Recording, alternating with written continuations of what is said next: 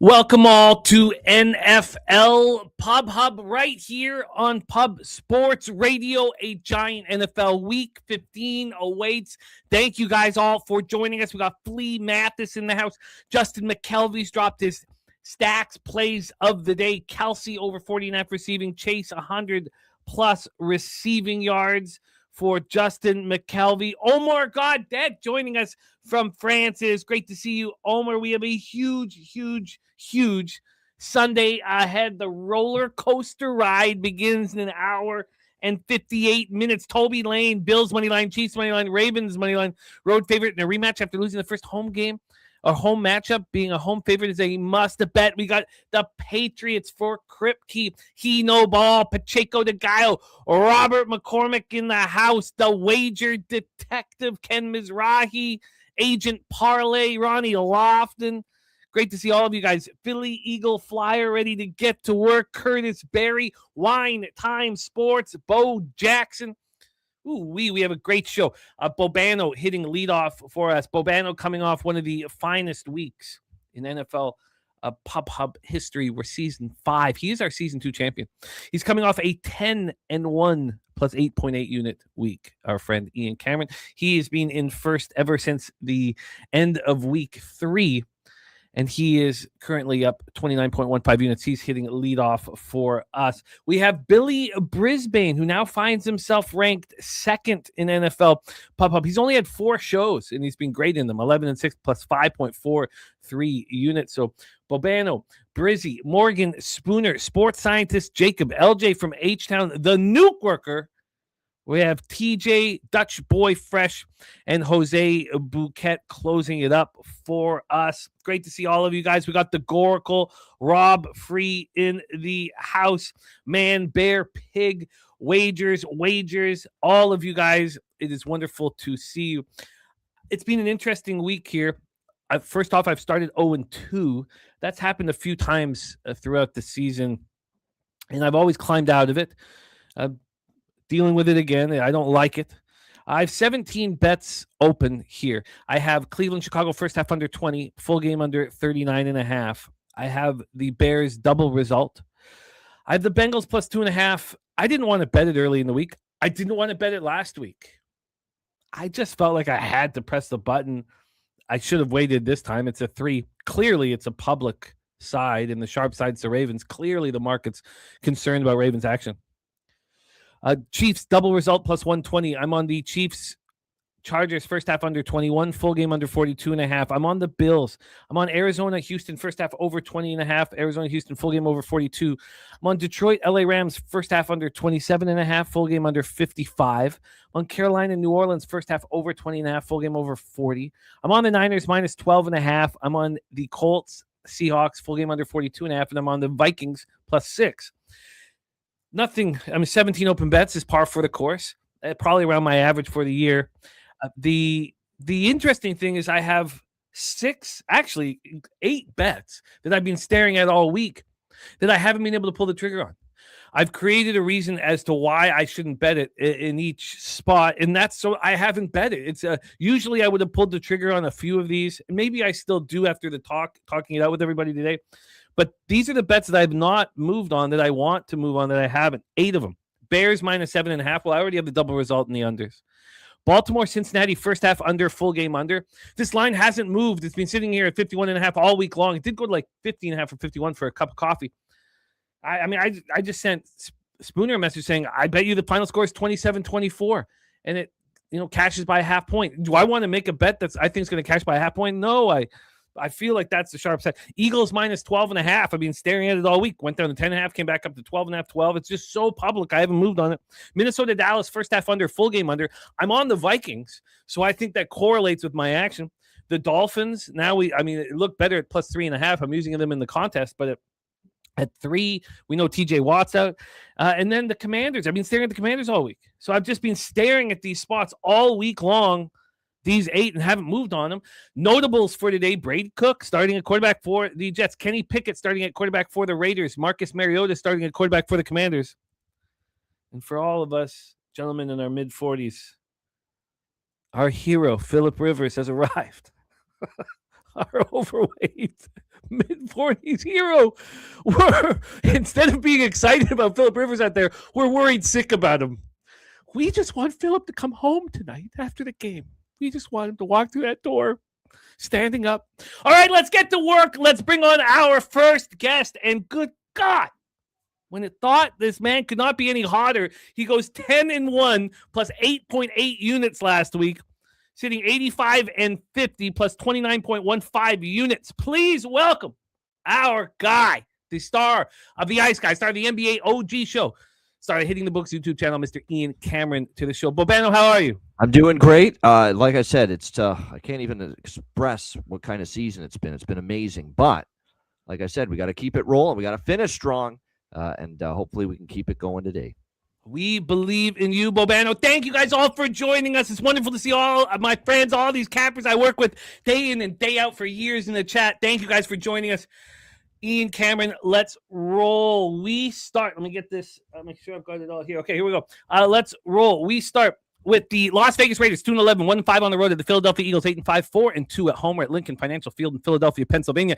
The third weather report of the week for you guys, done about an hour and a half ago. 28 Fahrenheit, partly sunny, 15 mile per hour winds in the city of brotherly love. Let's get into the line history. This totals down to a 37. Wow.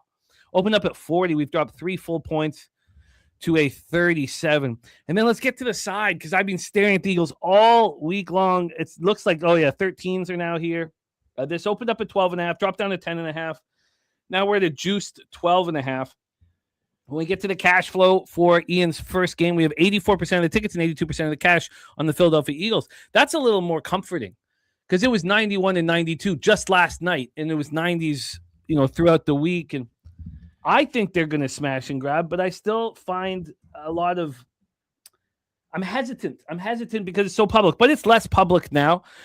We have injury issues. Well, Jalen Carter and Lane Johnson are out. Huge pieces of both the offense and defense for the Eagles.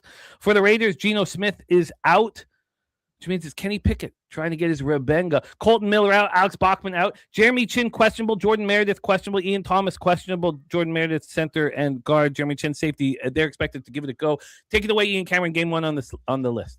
Maybe it is a smash and grab, but I do not trust the Philadelphia Eagles. I don't. I think there's some issues. I think this is looking a little bit like the team that had that collapse down the stretch 2 years ago, where they lost as big favorites to teams they shouldn't have. I remember a loss to a middling Arizona team as a big favorite, as almost double digits when they were in that collapse. And to me, I can't ask Philadelphia right now to win by 2 touchdowns. You mentioned Lane Johnson out. You mentioned Jalen Carter out. And all of a sudden, that defensive front was, a little bit more vulnerable against the run here. And that's the thing, right? Is the Raiders have a terrible offensive line. We're not going to tell any fables here and try to talk people into thinking, wow, the Raiders' offensive line is just going to own this matchup. No, even without Jalen Carter, they might be up against it. But at least with him out of there, you got at least a puncher's chance, maybe, to get a little something going with Ashton Jeanty. If that happens, it can open things up for Kenny Pickett. And here's the thing. Geno Smith couldn't move out there on the football field. So as bad as the Raiders' offensive line has been, Kenny Pickett can at least move around a bit, more mobility. He did spark the offense late, albeit it was a garbage time last week against Denver. But like I said, there is way too many problems right now to me with the Eagles, not to mention they're coming back off Monday Night Football against the Chargers. Short week, traveling all the way back home from the West Coast. I can't believe I'm back in the Raiders, but I am. I just think Philadelphia is a mess, and they're going to have to prove to me they're not. So plus 13, minus 110 with the Raiders. I understand. Raiders plus 13, minus 110. And I think the version of Geno Smith we saw was inept, was horrible. And I know that it's still a bad offensive line. He's going to have to play in behind as well, Pickett. But I think Pickett can do some things, unlike Geno. It's an exciting way to start our big Week 15 show. Big dog for Ian Cameron, Raiders plus 13, minus 110. We head to Soldier Field, Chicago, Illinois. 9 Fahrenheit. It is cold. Sunny, 10 mile per hour wind. So it's not windy. It is cold. Shout out to Nasty Nate in the house. We have Soldier Field in Chicago, Illinois. Let's get into the line history here for this one and the injury report as quick as we can to hear Bobano's action. I'm on the Bears double result, and I'm on the first half under and full game under. And I wanted the Bears all week and just haven't hit the button. And this one I'm really close to. I still haven't yet. I feel like I'm invested enough, honestly. I think that's part of it. This look ahead was 7. There was no look ahead because of the injury issues. So this came out at 7, got up to 7.5, and that's where it stands. So it's sitting at 7.5 here. And then from a total standpoint here, we have a 38. This has been bouncing all over the place. It opened up at 40, got up to 41. There's no look ahead at this site, but I did bet the look ahead at 39.5, and then it reemerged at 41 after Shedeur throws for 364 or whatever it was that he threw for. This got down to 37.5 this morning. It bounced back up to a 38.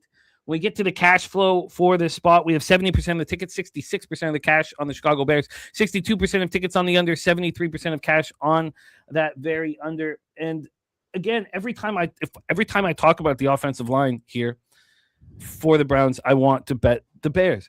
We have Wyatt Teller out. Now, Joel Bitonio is going to try to go. Zach Zinter now is so important as well. He's going to try to go because Ethan Pochik is done for the year. Their center is gone for the season. He's not on the injury report because he's just done for the year.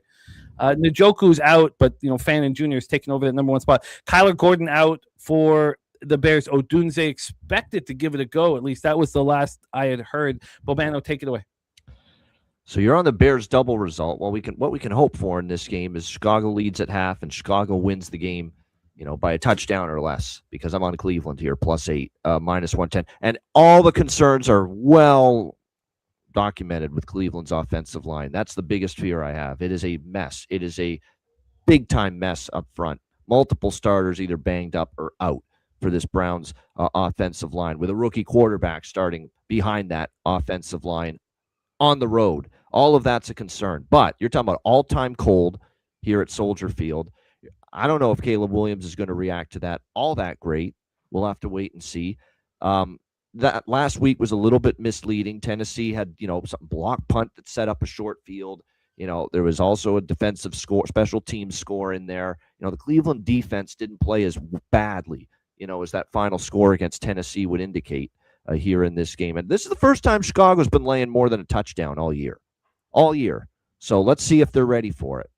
And to me, even with the offensive line issues for the Browns, Chicago's defense lacks a consistent pass rush to get after the quarterback. So, can Sanders make a few plays? I know it was Tennessee, it was at home, but he did have over 300 yards. It was a step in the right direction for him. I think with these cold elements too, it's just asking a lot for a team to pull away and win by an expansive margin, especially a Chicago team that hasn't been in this role, favored by this many points all year. So I like Cleveland here. Cleveland's covered a few as a road dog already this year. I'll take a chance here, +8.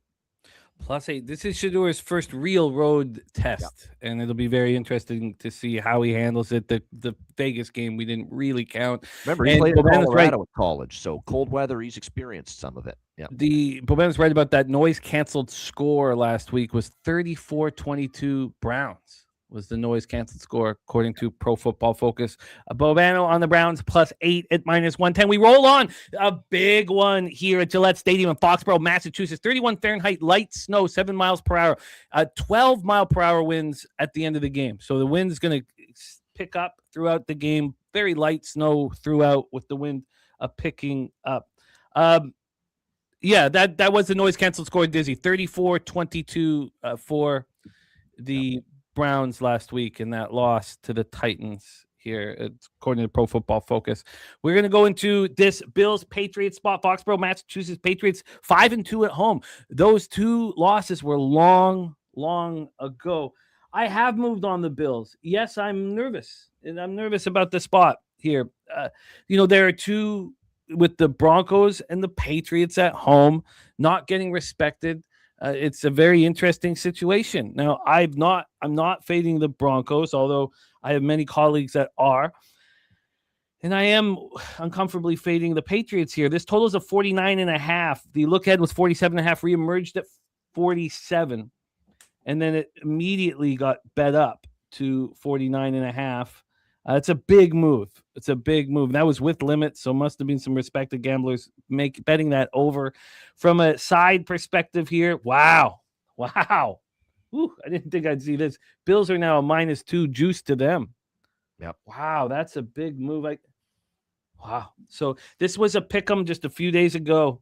The look ahead was the Bills +1.5. It reemerged with the Bills -1.5. But this was a pick'em for a lot of the week. That's a pretty strong move towards the Buffalo Bills. Cash flow wise here for the next spot on the board, we have 51% of the tickets, 62% of the cash on New England. All of the legal American books have moved the Bills to 2.5. All of them across the board here. Wow. That's pretty big. 58% of tickets on the over, 63% of cash on the over. Ian Cameron, take it away. Yeah, I'm on the Bills and the over in this game. I like both. I think there's points in this. I like the over more, but I'm going to make both official. Buffalo and the over here in this game. I don't like bye weeks for teams playing well going into the bye week. I've said that before, and that's the situation here for New England. New England's heard about how great the run's been for a couple weeks now, and Buffalo's coming in here looking for redemption for the Sunday night loss. A Bills team that and by the way, the Patriots, look, loss isn't going to be the be-all, end-all for them here. Buffalo still got to make sure they at least get in the playoffs, get in the wild card, and if they want any chance of winning the AFC East, they got to have this game. And I think they'll come out with a good – and plus, this is the game where I think the D-line injury, especially the one to Milton Williams, is going to show up. I think James Cook will run the football effectively. That'll open things up for Josh Allen a little bit down the field with his legs in this game.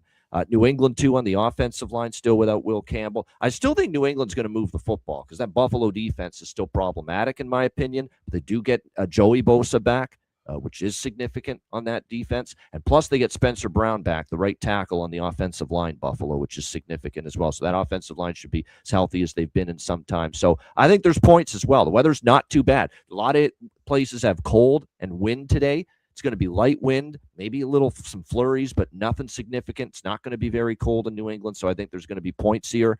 I like over 49, -1. Actually, let me see. There were 48.5, so those might be gone now. I think they are. Yeah, over 49, -110, and I'm on Buffalo money line here at -125. You are in business, my friend. We can just quickly touch on the noise-canceling score you guys are asking about, in the chat. It's a metric that breaks down expected drive points, the efficiency of moving the ball, and then it kind of takes out the singular events, the outlier, the fumbles, the fluke fumbles, some of the interceptions. It takes them out for just play, call it like a punt. I forgot to mention, this is what clinched it for Buffalo for me. They're 8-0 in their last 8 games, avenging a loss earlier in the season to an opponent. There's got to be something to that. 8-0 in their last 8, avenging a loss earlier in the same season to the opponent when they play them again. Obviously, a divisional team. Yep. This is going to be so exciting. What's at Foxborough is going to be so exciting. But yeah, just the noise cancel score is exactly what it sounds like. You take away the punt returns, kick returns, some of the fluke fumbles. It's just about expected drives, expected points, all that stuff. Focusing on just solely that, which would tell you that the Browns should have won by 12 points against the Titans. Next spot here, Washington Commanders, New York Giants, MetLife Stadium, East Rutherford, New Jersey, 29 Fahrenheit, snow showers, 10 miles per hour are the winds. It's important to note that the weather's telling us that the snow will stop at some point in the first half, not even in the second. Pretty early in the game, the snow is expected to stop. I've been interested in the buy low spot on the Commanders here with Mariota at quarterback, and I haven't pulled the trigger, but my interest is still there. The look ahead was a -2, but Jaden Daniels was playing last week, and there was an expectation that he would play for the rest of the year. This reemerged at a +1.5, got to 2, now it's a +2.5. We have a 1-point move here since the reemergence towards the New York Giants. From a total standpoint here, we have a 46. This one here, I mean, the look ahead's not as important just because that was, with Jaden Daniels here. The reemergence was a 46. This got up to 47.5 for a while, and then it's come back to 46. We get to the cash flow here.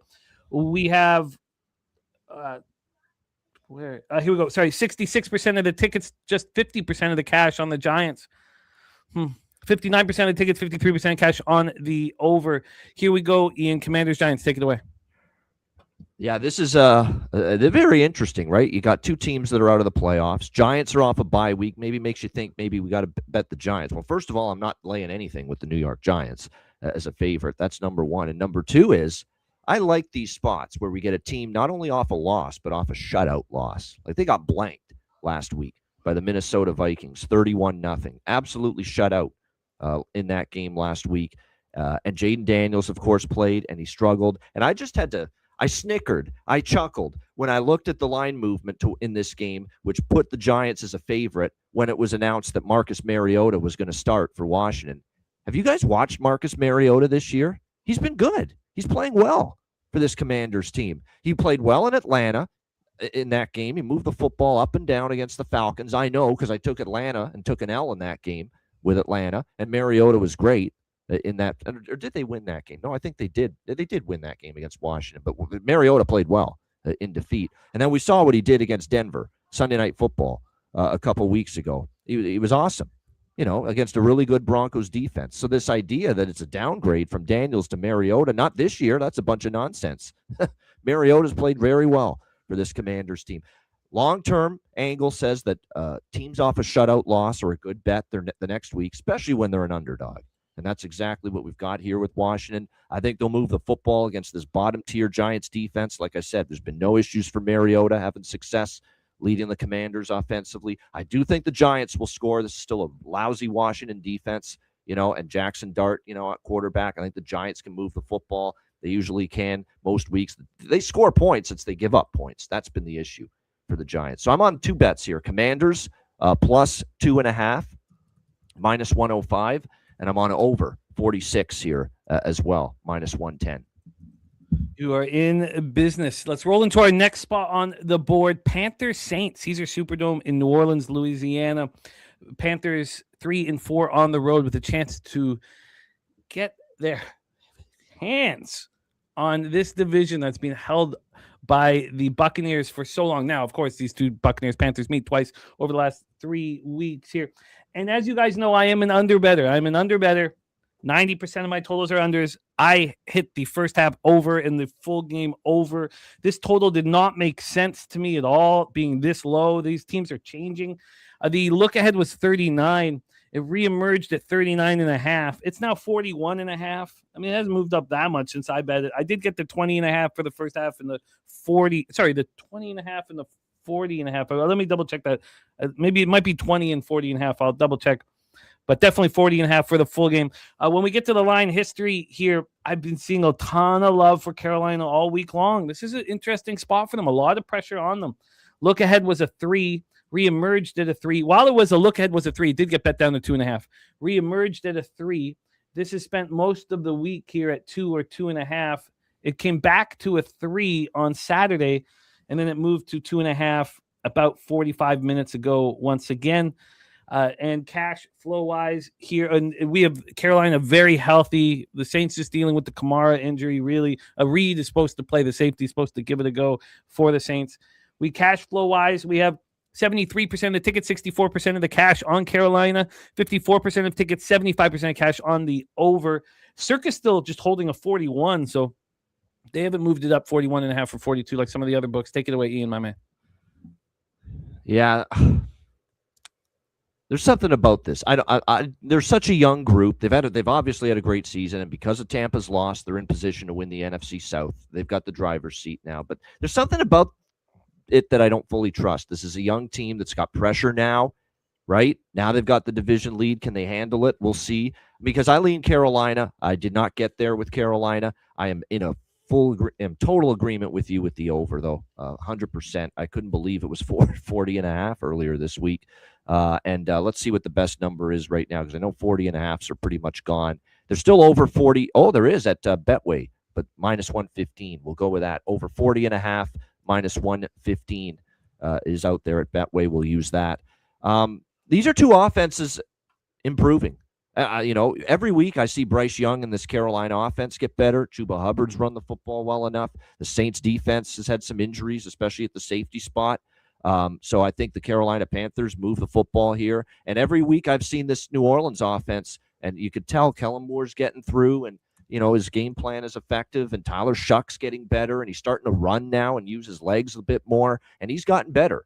And that Atlanta game off the bye that they lost, he moved the ball well in that game. They just screwed up in the red zone over and over again in that Atlanta loss. And after that, he got better in the next game. And then after that, I thought he had his best game by far against Tampa Bay last week. Tyler Shuck's getting more confident and better each time I watch him. And I think Carolina's defense is still, it's okay. I don't think it's great. No weather issues. We're indoors at the Caesars Superdome. So, yeah, it's just too low, I thought. 40.5 over the total. And I did get a flat 40. I got a flat 40 on Tuesday at -114. The first half over 20.5, -105 on Tuesday.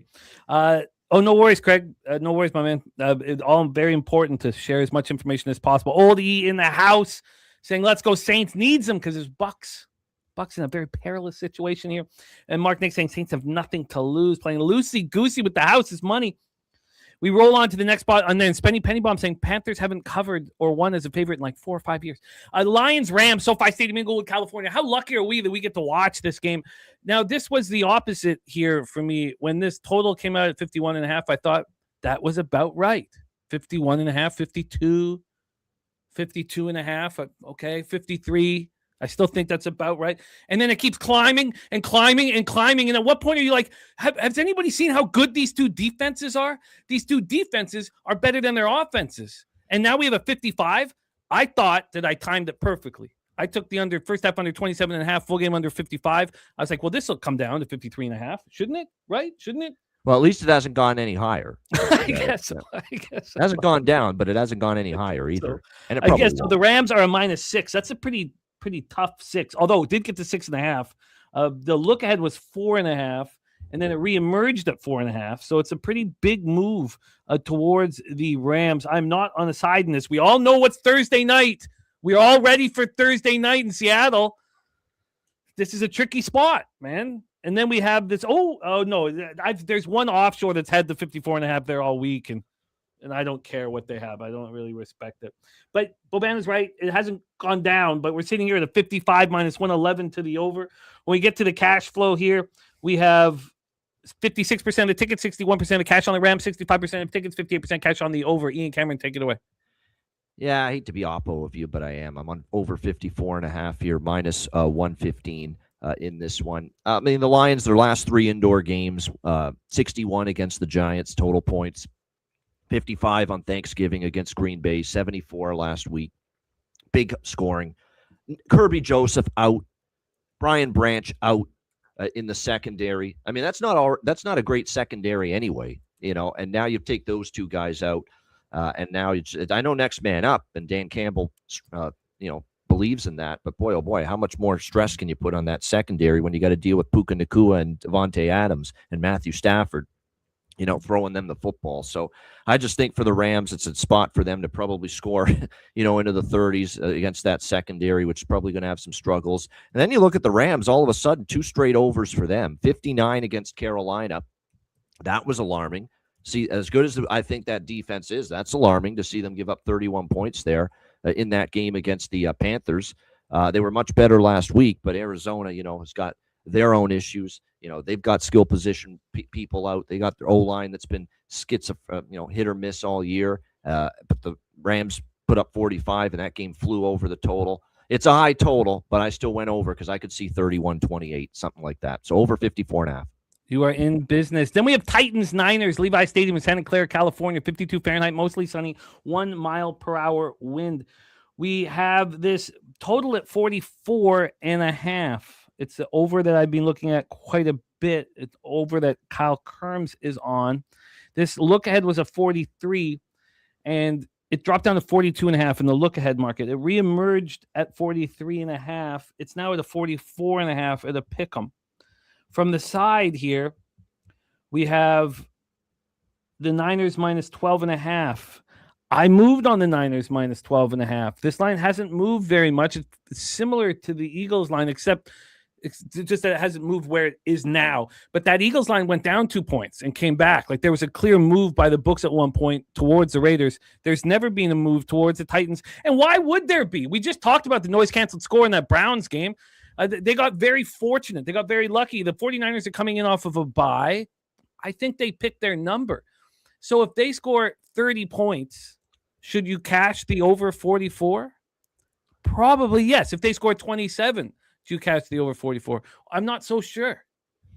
I've been staring at this over. Take it away, Bobano. Titans, Niners. Yeah, one last point about the Detroit game. Another factor in that over for me is, the Lions on the road, we always say Goff struggles on the road a lot more, but that's usually outdoors on grass. Remember, they're indoors here at SoFi Stadium. So I think that's why they can still move the football. As for this game, Tennessee, San Francisco, it's funny. Your two moves, my two moves, I think are kind of congruent with what you're thinking. I like San Francisco, but I like their team total. Whenever I'm talking about endorsing a favorite in this, price range, double digits, I usually look to the team total, especially if I think they're going to score points. And I do think they're going to score points. So I'm going to go with it at Pinnacle. I'll lay juice to get the below 28, the key number. Pinnacle's got San Francisco over 27.5, minus 135. I will lay the $1.35 to get it below the key number at 28. So 49ers team total over 27.5, minus 135. I mean, I feel I've been on NFL Pub Up shows with Jimmy for years talking about how off a bye week, I trust the Shanahan plan offensively. I do. I trust a good game plan. I trust wrinkles in the playbook, and I trust a script coming out of the chute. You could even go with a first quarter team total over or first half team total over. I don't mind that, and I'll probably sprinkle on that as well. But for the purposes of the show, we'll go with the over 27.5. Plus, I think the 49ers are going to be a little ticked off with what they did offensively before the bye week. Cleveland, all the points were short fields and screw-ups by Cleveland. It's not like San Francisco moved the ball up and down the field, and we know they didn't play that great against Carolina on Monday night before the bye. So I think there's real onus. Let's get our offense clicking and executing at the level we're capable of against a bottom-tier Tennessee defense. I think that. I'm on the team total. I did get in, Jimmy, on the full game over as well in this game. Over 44, minus 110. And here's why. Niners defense still a little bit banged up. Tennessee's offense has shown some signs of progress. And the Tennessee team has also been scoring on the other phases of the game. They've had some defensive scores. They've had some special teams scores. DK's been great to the special teams group, giving them good field position. So I think Tennessee can get a cheap score maybe in this game, even if their offense struggles. So I'm going to go with that full game over as well. You're in business. I've been staring at that all week. 8:20 p.m. Eastern, the final spot on the board for Bobano is our Sunday Nighter. Can't wait for this. Join us right here for Sunday Night Football. Vikings, Cowboys, AT&T Stadium, Arlington, Texas. I'm on the Vikings plus 6 and minus 111 from Tuesday, which I think correlates to the under. But here we have another total that's not been moving, which we'll talk about. We have, and which is okay. I mean, but I haven't moved on it. It's always scary to take unders at AT&T, man. And the look ahead opened up at 7.5. It closed at 7. Reemerged at 6.5 and quickly went down to 5.5, 6. Now we're at a flat. We're not a flat 5.5. This is juiced towards the Vikings now. Let's get to this total here. I'm very interested to see what's happened with it, if anything. Here. We have it's now juiced towards the under. We have, so the look ahead was 47. It reemerged at 48. And now we have it minus 114 to the under 47.5. It's an extremely interesting number here. And then we have 76% of the tickets, 66% of the cash on the Dallas Cowboys, 62% of tickets and 67% of cash on the over. Ian Cameron, Vikings, Cowboys, take it away. Yeah, just because I know we're tight for time, I'll just be quick here. Plus 6, minus 120 on the Minnesota Vikings. So the Cowboys have been home favorites twice this year. Arizona and the New York Giants. The Giant game, they won by a field goal in overtime with Russell Wilson at quarterback that day, who's since been benched. And then the other game was Arizona, where they lost outright as a home favorite. I think it was a Monday night game. Those have been their two instances as home favorites, 0-2 against the spread, and one of them they lost outright. I just don't trust Dallas in this price range. If they win this game, it's going to be a tight game. I don't think their defense is good enough, to gain separation in this game. McCarthy and the offense played better last week against Washington. And I think the Minnesota defense is starting to play a little bit better again. The Vikings have actually had an update. The Vikings defense did everything they could in that Green Bay game weeks ago to keep them in it. I thought they did a pretty good job. It's just they couldn't get anything going offensively. at Lambeau in that game. But their defense has played a little bit better. I think they can get a little pressure on Dak, make life a little more difficult. CeeDee Lamb's been banged up all week. That's not a good sign either. So I think it's a close game at worst. Minnesota +6, -120. Minnesota +6, -120. 49ers team total over 27.5, and the over 44 in Titans, Niners, over 54.5 in Lions, Rams, over 40.5 in Panthers, Saints, Washington +2.5 and the over 46.5 in Commanders, Giants, Bills -125 and the over 49 in Bills, Patriots, Browns +8 at -110, Raiders +13 at -110 for Ian Cameron, coming off 10-1 +8.8 units and being spectacular all year long. 85 and 50 +29.15 units. Ian, thank you for all your hard work. Please, I'm waiting for the bloodbath, Jimmy. I'm still waiting for it. It's got to happen. No, it does not. It does not. Your worst weeks so far this year are 7-7 down 0.36 units, 4-5 down 1.71 units, 5-6 down 1.57, 4-5 down 1.51, 4-4 down 0.55. You have not had a single week where you've lost more than 2 games more than you've won. Wow, that's consistency 101. Ian Cameron, crush it. Good luck with everything this week. NBA OG show, the Ice Guys, and of course it's bowl season. So check out the Hitting the Books YouTube channel. It's also college basketball popping up there as well. Please support all 3. Ian, any last words to the Capper Sporting the show? Just quickly, NBA OG show, OG Crew Betting Show, Monday to Friday, 1 Pacific, 4 Eastern with Ski, Dutch, and Wham. Ice Guys 7 days a week. And please join us, Connor Mack and yours truly, tomorrow. College football bowl preview show, part 1, tomorrow. 1 p.m. Eastern, 10 a.m. Pacific. First half of the Bowls, all the college football playoff games. We'll preview them for you. Good luck to everyone in the chat. Good luck to you, Jimmy. We'll see you again next time. I love it. There he is, Ian Cameron. Uno dos, we don't skip games. The cappers who come on, they give me the games that they're betting and want to move on. It's pretty simple here. We have 9 cappers that are joining our show. The Bengals-Ravens game will be talked about. We move on to our next guest here, currently ranked 2nd out of 33 cappers. We've only had him for 4 shows. We haven't had him enough, and he was on our big live stream last night for UFC Apex, the last one of the year, and he's ready to rock with us the following morning, man. I love it. I respect it. Please welcome from South Jersey, star of the Locker Room Talk podcast, Billy Brisbane. Brizzy, what's good, man? How are you? What's up? What's up? You would probably see me more if you didn't have UFC fucking going off at 2 o'clock in the morning. God damn it, I'm tired.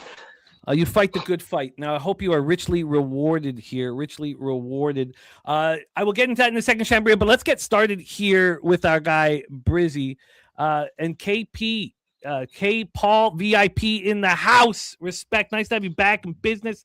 Let's roll, Brizzy. Raiders, Eagles. We've already set this one up. Take it away. Yeah, we're going to go Jalen Hurts anytime touchdown. Raiders have allowed the 2nd most rushing touchdowns and most rush attempts inside the 5-yard line. And Jalen Hurts' rush attempt line is at 7.5 tonight. And when he sees 6+ rushes, he's had a touchdown in 17 out of his last 20 games. And I would show you outside, but it's very frigid, a lot of snow. And I think the Eagles are going to be running the ball tonight. I think we get a nice little tush push in the end zone here for Jalen Hurts. Jalen Hurts anytime touchdown. What's that payout? -115. -115 here for Brizzy. Game 2 of 3 for Brizzy. The last 3 shows Brizzy has joined us for, he's gone 10-4 plus 6.34 units. Cardinals, Texans, Energy Stadium in Houston, Texas. Brizzy, take it away. Yeah, the good old days of picking on the Cardinals running backs. While I do like Woody Marks, CJ Stroud's about to cook in this spot. Same game parlay here is CJ Stroud 2+ passing touchdowns, 175+ passing yards, and Nico Collins anytime touchdown, and that's +207 for that 3-leg. If you look at Arizona's defense, they're just slowly getting worse and worse. Next to Cincinnati for most passing touchdowns allowed, 12th most passing yards for the season. And since week 10, Arizona has allowed the most passing yards per attempt, most passing touchdowns, highest success drop back rate, and 4th lowest pressure rate. I think CJ Stroud cooks today. And I forgot, we haven't set up that game yet, so I should set it up quickly because I have. This is a spot that I still am, quite confident in.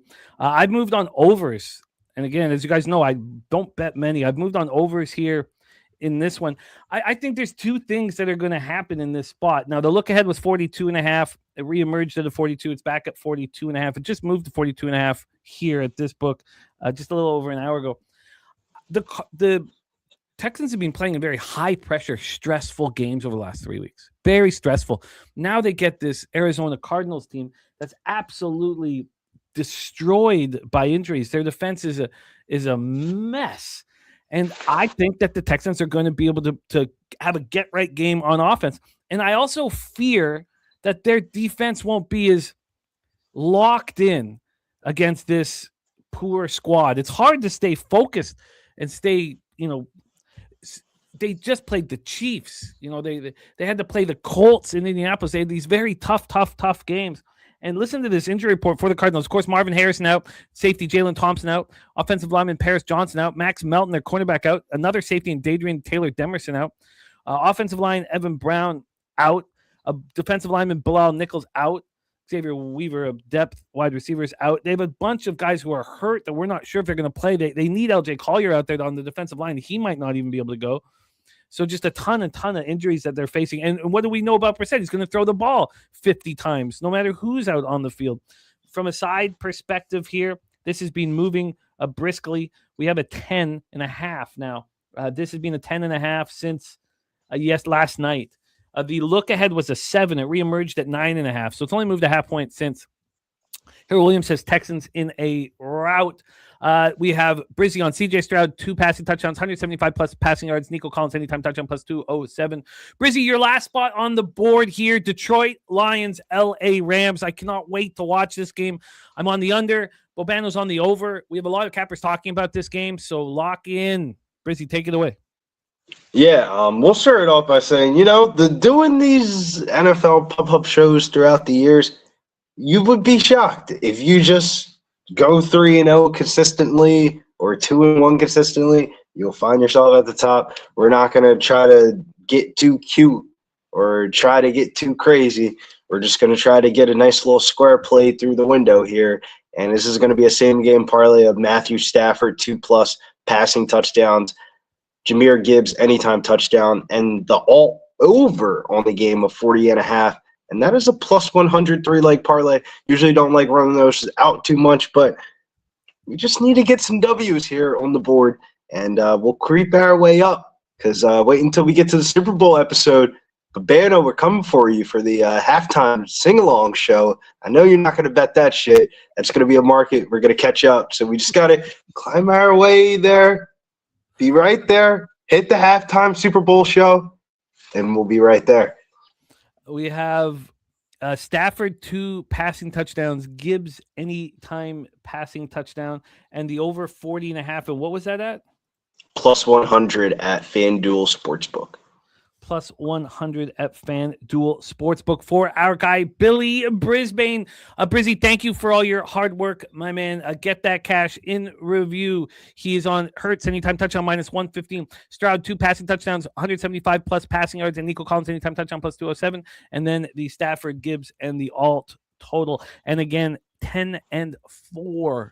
Over his last 3 shows, Billy Brisbane vaulted in the second place, where he belongs, in the top 5 of NFL Pub-Up. Brizzy, thank you for your hard work. Any last words for the Cappers supporting the show? Yeah, make sure you guys tune in to the Sunday night football stream tonight. We're really going to be cooking up Dallas and Minnesota Vikings. I mean, we've had some crazy Dallas home games. I wish I would have added it to this card, but that's why you got to tune into the live stream tonight. I love it. There he is, Billy Brisbane. We have just had our crack producer, and I don't mean crack rock, I mean hardworking producer backstage, tell us that Christian Benford and Terrell Bernard for the Bills are both out. They're both out, listed as questionable all week. Benford was downgraded on from limited to no practice on Friday, which is obviously a bad sign. And Terrell Bernard out as well. For thank you for that heads up here, Jose Bouquet. Let's bring on our next guest, currently ranked 5th out of 33 cappers here on NFL Pub Hub, 24-18 plus 3.58 units. Crushing college basketball. He swept the board if you rocked with us here on Thursday's Betting with the Bag show. not only a star here at Pub Sports Radio, but one of the stars of the Sauce Network. Please welcome our friend Morgan Spooner to the show. Spooner, how's it going, man? How are you? I'm doing really well, Jimmy. Looking to get back at it in NFL. Had a rare bad week last week. Took a couple losses in overtime. Just frustrating. The close losses hurt more. I'd rather just get blown out. Just turn the game off. I know. The roller coaster ride's about to start again in an hour and 13 minutes, Spooner. Cardinals, Texans, Energy Stadium, Houston, Texas is where you're starting. I just talked about my not more than interest, my investment in the overs in this football game. Take it away, your plan of attack. So Houston Texans, Arizona Cardinals. This is one of those spots where it's really hard to get on the Arizona Cardinals. This line opened up, I want to say 6.5. And it immediately moved towards the Texans. Maybe it didn't open that low. I'm trying to find the opener on this. No, there was 6.5 on FanDuel. So it shot right up. So the 6.5 was the side if you like the Texans. But I have this number at 10.5 with the Cardinals. I paid -110. I think this number's just moved too far. I think this accurately should have been around a touchdown. Obviously, Jacoby Brissett's starting in there for the Cardinals. Maybe that downgrades the team some, but I don't think it does a lot. And they're obviously used to playing with them at this point. This Cardinals defense, I think, is a lot better than they look on paper. The offense doesn't do them any favors. And that's something similar to what you see on the Houston Texans side. That Houston Texans defense is one of the best defenses I've seen all year in the NFL. They're really consistent, and it's going to make it hard for the Arizona Cardinals to put a ton of points on the board. But I just see one of these games that stays within a touchdown the entire time. I hear you talking about the over. Maybe it's just because it's such a low number, but just the faith I have in the Cardinals defense to kind of slow down Stroud. He doesn't seem to do that well with pressure this year, and the Cardinals are willing to send a lot of pressure. I could see this being a little bit of a low scoring game, but I have no edge on totals at all. I just hope the Cardinals keep this close. I think it's a good buy low spot in the market. We have 94% of the cash on the Houston Texans, 80% of the tickets. It's been that way all week. That 6.5 disappeared, shot to 10. It's been there for like 6 days now, and there's a few 10.5s. There's no 9.5s. I'm happy with my 10.5 here. I'm excited about this game. Obviously, heavily invested here in the overs. I understand expecting the. I fear the Texans may overlook their opponent. And it's just natural. You've been playing all these extremely difficult games, and then here come these clowns rolling in. I just hard not to let go a little bit from the defensive intensity that you've been showing in these hugely important football games. Let's roll into the next spot on the board here. Jimmy, real quick. Yeah. Do you think Tommy Turnbuckle's grandmother can throw more yards than CJ Stroud? Because he's only taken the 223. If his grandma can throw 300, why is he not taking the 300? Oh, it should be a heavy investment. A heavy investment. You're absolutely right. Man, God, I'd like to see your grandma cook, man. Because Phillip Rivers, I mean, he could have been easily replaced by your grandma. I like it, Turnbuckle, Tommy. It's bloodlines, man. You must be able to throw for 400 against that defense. Let's go into our next spot on the board. Bills, Patriots, Spooner. It's a monster football game. Take it away. Obviously don't like the latest news you were just giving out there with losing a couple defensive players here with Buffalo. I think this game probably has over circled all over it. This New England Patriots offense has really not been stopped in quite a while. They just go and score at will. And I expect the Buffalo Bills offense to do the same exact thing to this New England Patriots defense. This Patriots team has won, what is it, like 9-10 games in a row? It is quite the hot streak they're on right now. I think it's 10 games in a row. I just think whenever you win that many games in a row, you obviously become overvalued in the market. And this is a Buffalo Bills team that if we talked about this game before the season started, New England Patriots, Buffalo Bills playing in New England here, I don't think we would have this number as a pick 'em. Obviously, there's a 2.5 on the board. I got a money line in this game. I think this game would have been past the 4.5 number. It would have been flirting with a touchdown if we had made this line before the season started. And because the Patriots have gone out and won 10 games in a row, that's changed some and somewhat reflects in the ticket splits. You have 50% of the tickets, 60% of the cash on the New England Patriots. And that's a lot of cash on the New England Patriots versus the Bills. This used to be one of the most public teams in football in these sort of matchups the last few seasons. And I think we're just getting them at a 3-season low kind of value here versus a New England Patriots team that I think is overvalued. That's all I'm trying to do is just find misvalued spots in the market and pick them. Buffalo Bills money line. I'm looking at my Bulls money line picket -105. They play today too. I think I have 115, 118. 118. There we Yeah. go. Bills -118. And again, we have Spooner here. We have sports scientist Jacob up next. These guys, they put out all their action on X for nothing in return and beat all these lines heavily. There's Spooner's X handle in the chat. If you don't follow him, hit that link and follow him. Next up for Spooner, 1 p.m. Eastern, we have the Chargers Chiefs. Chargers 9-4, 3-2 on the road at the Chiefs 6-7, 5-2 at home. We're at Arrowhead Stadium in Kansas City, Missouri. I thought I had the weather up here, but for some reason the third weather report has not come in. I did go over it earlier. It's just very cold. That's all it is. It's extremely cold is all. It's about 19 Fahrenheit, sunny, no wind at all. It's pretty nice weather, but cold and difficult, obviously, for the Chargers. The Chargers injury report, as always, is uncomfortable.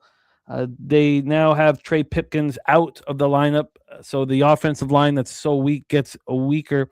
Safety Elijah Molden is out as well. And you want to talk about weak offensive lines, you have one on either side of the fence here. Wanya Morris, Jawan Taylor, Trey Smith, all out. And Simmons went on IR 2 weeks ago.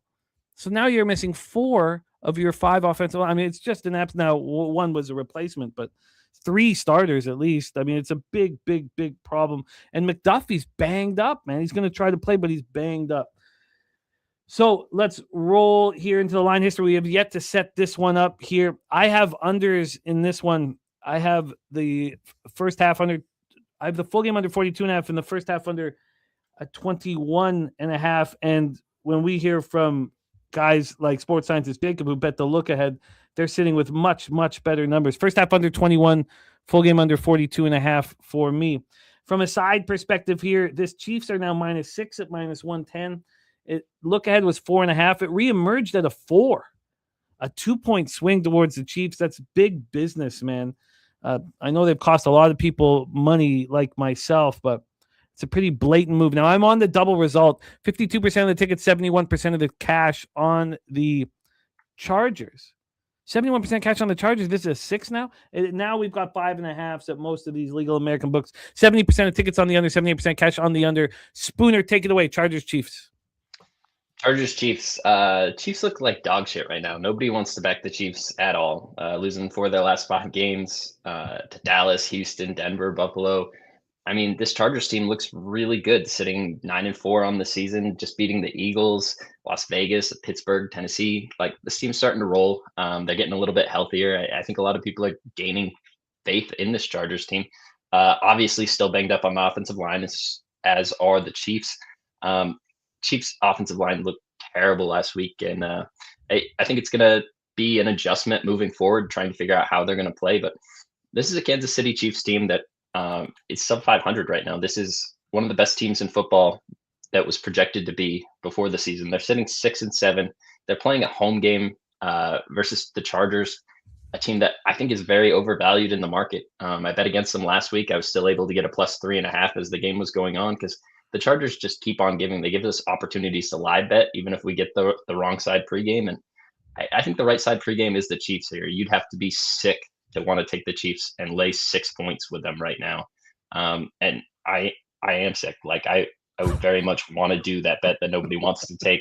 The Kansas City Chiefs, very public team right now, sitting with 30% of the cash. The Chargers have 54% of the tickets, 70% of the cash. That's a beautiful place to be on the Chiefs at home. I don't know how, but they'll find a way to win it by more than 7. Okay, so we have some different information coming in here from the chat. Can we get this confirmed here? It's important.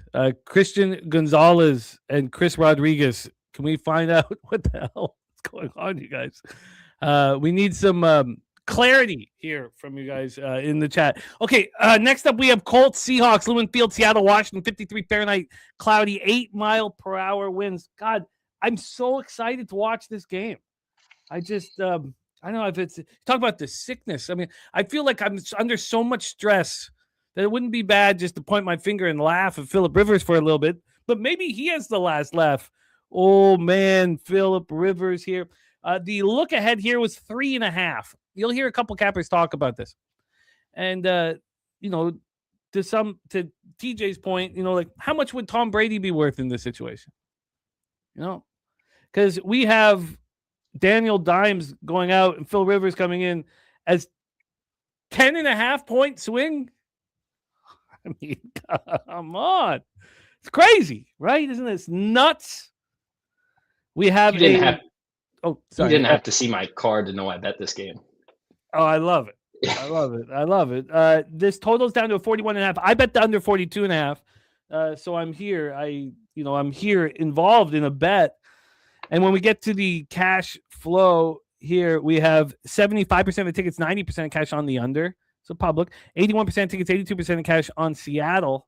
Take it away for us, Spooner. Colts Seahawks. You took away my biggest talking point here to start. This line opened 3.5. We're sitting at 14. I bet the 14.5 minus 110. This Colts team obviously have an amazing offensive line. Like we look at what happened with the transformation of Daniel Dimes this season. Coming in, was not one of the most highly doubted quarterbacks by any means. He had a long tenure there with the Giants where he did not look good. And just getting to sit behind that really nice Indianapolis Colts offensive line, he looked like a completely different quarterback, one of the most improved players in the NFL without question. Just and it's so much easier to work when you have a nice offensive line like that. And we're talking about Philip Rivers. What makes a good quarterback? Is it the athletes that come out of college, or do we have 21-year-olds starting on every single team every single year because those athletes are just the best? No, we have old guys who have it between their ears. Like being a quarterback, it's all about your head. Physically, the limitations do add up over the years, but I think Philip Rivers has everything in his head to be still a good quarterback. He's 7th all time in passer rating. He's got 10 Pro Bowls. Obviously, one of the better quarterbacks to play the game of football since I've been alive, and I don't think he's worth a 10-point swing. Just by how this works, anytime I see a move that goes past 5, 6, 7 points, I have to go to the other side of it. There's nobody that's that wrong. It just doesn't happen. This was a possibility going in. We knew that that the injury was there. I just think 3.5 to 14.5 is absolutely absurd. I could never not be on the opposite side of that giant line move, and I'm going to be on it here. And you know what? I think Philip Rivers goes out and impresses. I think he beats all of his little props there. I was looking at some of his passing prop numbers. It's under 200 yards. I think it's hilarious. I don't bet props, but I'm debating taking some of those alternates. Oh man, I mean, they're going to lose. It's not going to be a pretty game, but it's going to be like a 10-point game tops. All middle-aged men will be cheering for Philip Rivers. He's so happy. Do you see how happy he was at these press conferences? People are talking about, when was the last time he threw? He's got 11 kids at the house. He's got a whole scout team to play with. He was so happy at that press conference. I couldn't stop laughing. I'll be cheering for you here. Let's move on to the next spot on the board. Nuke Worker saying snowing heavy in New England during pregame practice. Again, I'll be curious to see, but I did think it was important, Nuke, to mention that it is supposed to stop snowing during that game. And, we'll... Oh, no, sorry. It's supposed to be snowing throughout that game. That's not the one. Sorry. The wind's supposed to pick up in that game. That's all. Now it's heavy snow right now. I've got light snow for that football game. But the wind's supposed to pick up and be like legit double-digit wins in the second half. Final spot on the board for Spooner is the Green Bay Packers, Denver Broncos, Empower Field, Mile High, Denver, Colorado. It's gorgeous in Denver. It's so strange, so cold everywhere else. Gorgeous, 58 Fahrenheit. It's come down a little bit. And Nasty Nate saying the snow is wet and heavy right now. Nasty Nate, boots on the ground. So, Empower Field, Mile High, 58 Fahrenheit, sunny, 1 mile per hour winds. Let's set this one up here. It's a fascinating spot. It's a pretty Jacobs, Lucas Van Ness at this point, and Christian Welch, another linebacker, running back, defensive lineman, linebacker, are supposed to give it a go here. Colin Oliver, defensive lineman, out with a hamstring injury. Brenton Cox, defensive lineman, out with a groin injury. And the Broncos being the healthiest team all year long. McGlinchey is supposed to give it a go. He's dealing with a shoulder injury. He won't be able to play 100% of the snaps. And then guard Ben Powers is out. But this is a healthy group. A line history-wise, we haven't set this game up yet, so let's set it up. We have these Green Bay Packers right now, and the total in Denver, 42.5. Look ahead was 41. Got up to 42, reemerged at 41.5. Oh, got up to 42.5. Then reemerged at 41.5. Got up to 43.5 back on Tuesday. And it's dropped down to 42.5 right now. Again, beautiful weather for football. And then a point spread here. We've had this big move towards the Denver Broncos. The look ahead here was +1. It got bet all over the place. Went down to a pick'em, got back up to 1.5. It closed though at +2.5, which was the same line it reemerged on Sunday night at 2.5, +2.5. It got down to a 1 on Monday night, Tuesday, and then it got up to a 2. We spent most of the week at a 2, and then all of a sudden yesterday afternoon, this moved to a 1. So overall, from the reemergence, it's been a 1.5 move towards the Denver Broncos. Cash flow wise here, we have 59% of the tickets, 59% cash on Denver, 59% of tickets, 59% cash on the under. Spooner, take it away, my man. Yeah, you talk about that 1.5 point move to the Denver Broncos. Is that something that's surprising to you, just as a face value question here? Denver Broncos, team that's won 10 in a row at home, opening up as a dog. Does that surprise you that they take money? No, I think if you're on the Packers, you can be comfortable with the line move. So just looking at that opening line, as I said, a team that's won 10 in a row playing at home versus a team with a worse record, opening as dogs, that's an immediate flag. That's something I want to look at as a game that's going to be a possible place that I can bet, especially when the money comes in on the expected side with the Denver Broncos. The line, while it opened 2, it got to 2.5 at some places. Obviously, it's back down to 1.5 everywhere right now. 59% of the cash, 59% of the tickets on the Denver Broncos. We talk about CLV and how important it is and how much it matters. With CLV comes like line shading. Some lines are built to move a little bit, and they know how the models work. They create the same models that we do, but their models are way better. So they're very well aware that people are going to want to bet a team like the Denver Broncos at home as an underdog, and being able to get the Packers money line, I think this is a great spot. I think the books have painted this one. This is probably just my favorite market perspective. It doesn't matter what sport. You could put this into college basketball. You could put this into soccer. Like this, the way this sets up, this is a road team win for me. Packers money line -115. That's the corner of also Spoons and Torrance Boulevard. Troy agreeing heavily with the Packers spot. We have Spooner on Packers money line -115, Colts +14.5 -114, Chiefs -5.5 -110, Bills money line -118, and the Cardinals +10.5 at -110. I pop Spooner's X handle here in the chat. Hit that, support our guy Morgan Spooner. I hope you have a monster Sunday for you, my friend. Are you doing anything in college basketball today? Yeah, I got a few bets open. I mentioned the Buffalo team. They're the Bulls, are playing against ECU. ECU's having a terrible season this year. Buffalo, very overvalued in the market to a lot of people's opinion. But when we put these teams down on paper and their last couple of recent wins, Buffalo should be laying like 3.5 points here to be able to get them on the money line. I love it. My favorite team, the Vermont Catamounts, play tonight. I got a juiced 4.5 last night. The line's at 6.5. I also have a money line parlay with the Milwaukee team. They play Indiana State at home. Both two home teams, really good coaches, good teams. The lines are a little heavier than they should be. Don't do a lot of those money line parlays, but you can get Vermont Catamounts, Milwaukee right now plus 110. I think that's the best bet in college basketball. I got Monmouth versus Fairfield too. It's another bet I like, but that Catamounts parlay I think is the best bet. You should go hop on that. Enjoy your day, guys. I'm going to sweat out these 1 o'clock bets. I'm going to get a massage, and I'm going to see how things worked out. Enjoy, guys.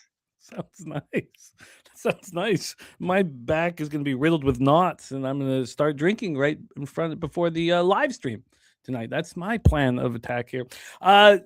Let's before we bring on our next guest, I want to give a big shout out to our friend Gerald Jones. His father, as a lot of you guys know, had surgery for a brain aneurysm, and the surgery was a success. Gerald's dad has enormous strength and handled, as scary an operation as there is.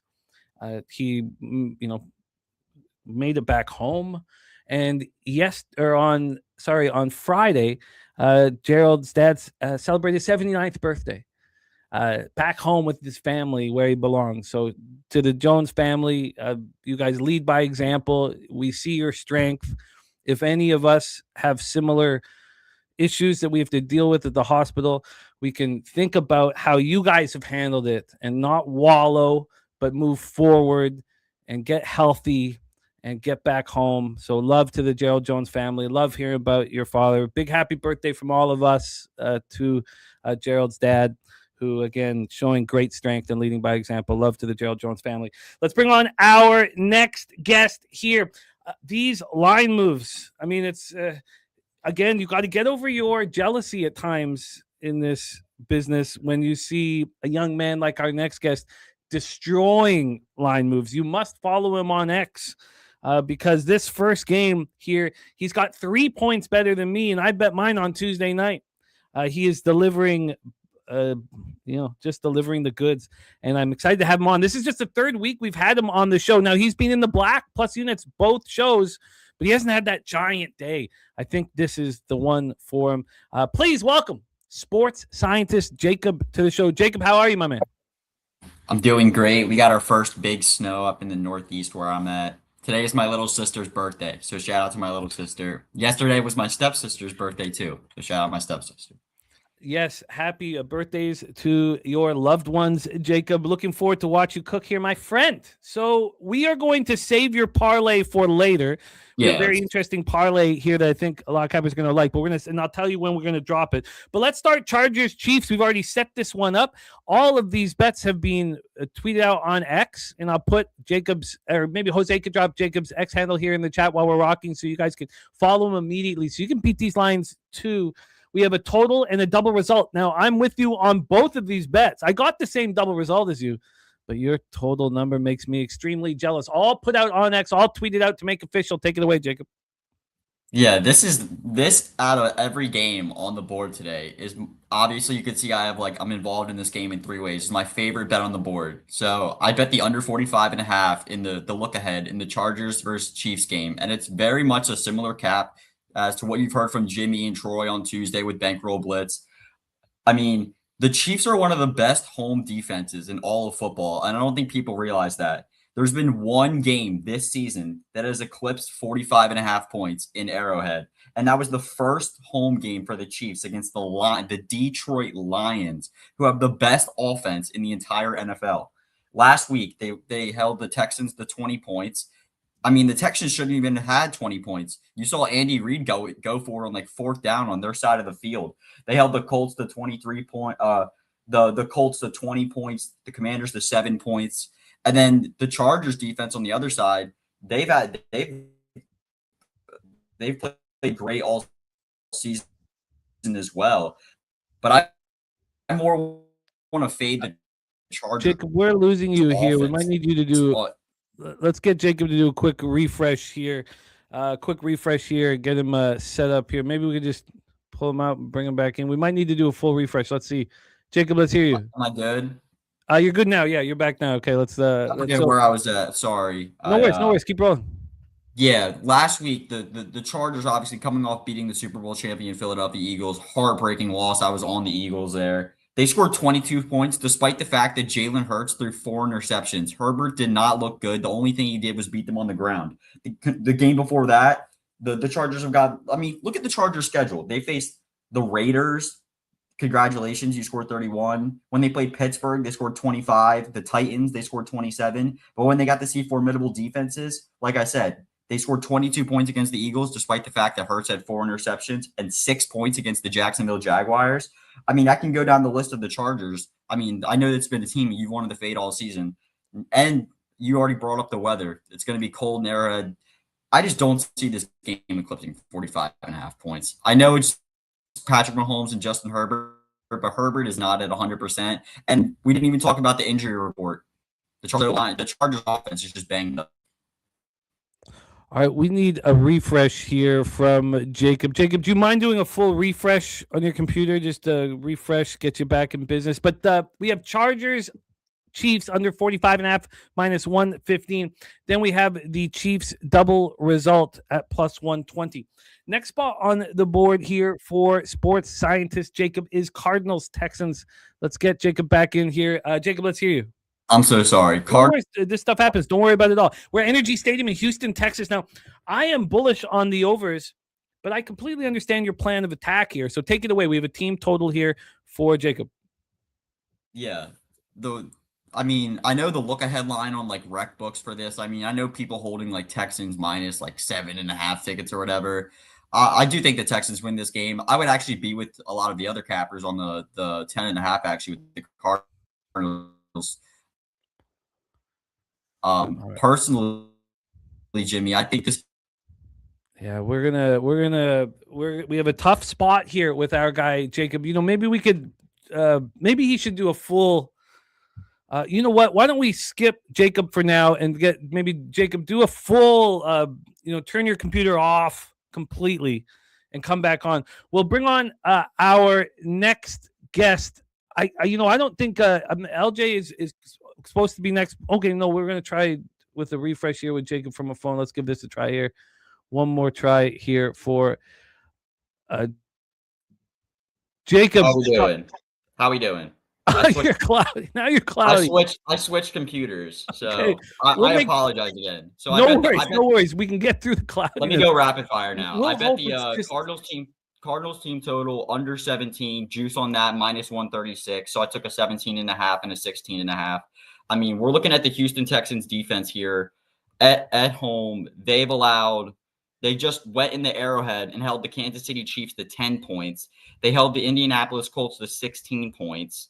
They held the Titans to 13 points. I think they've had two games at home. So the teams that have given up more than 17 points this season was the Buffalo Bills and the Jaguars. Denver got 18, went over by 1. For me, this is more looking at the Cardinals. Look at their injury report. Just go down the list. This team has banged up. Their entire offensive line, gone.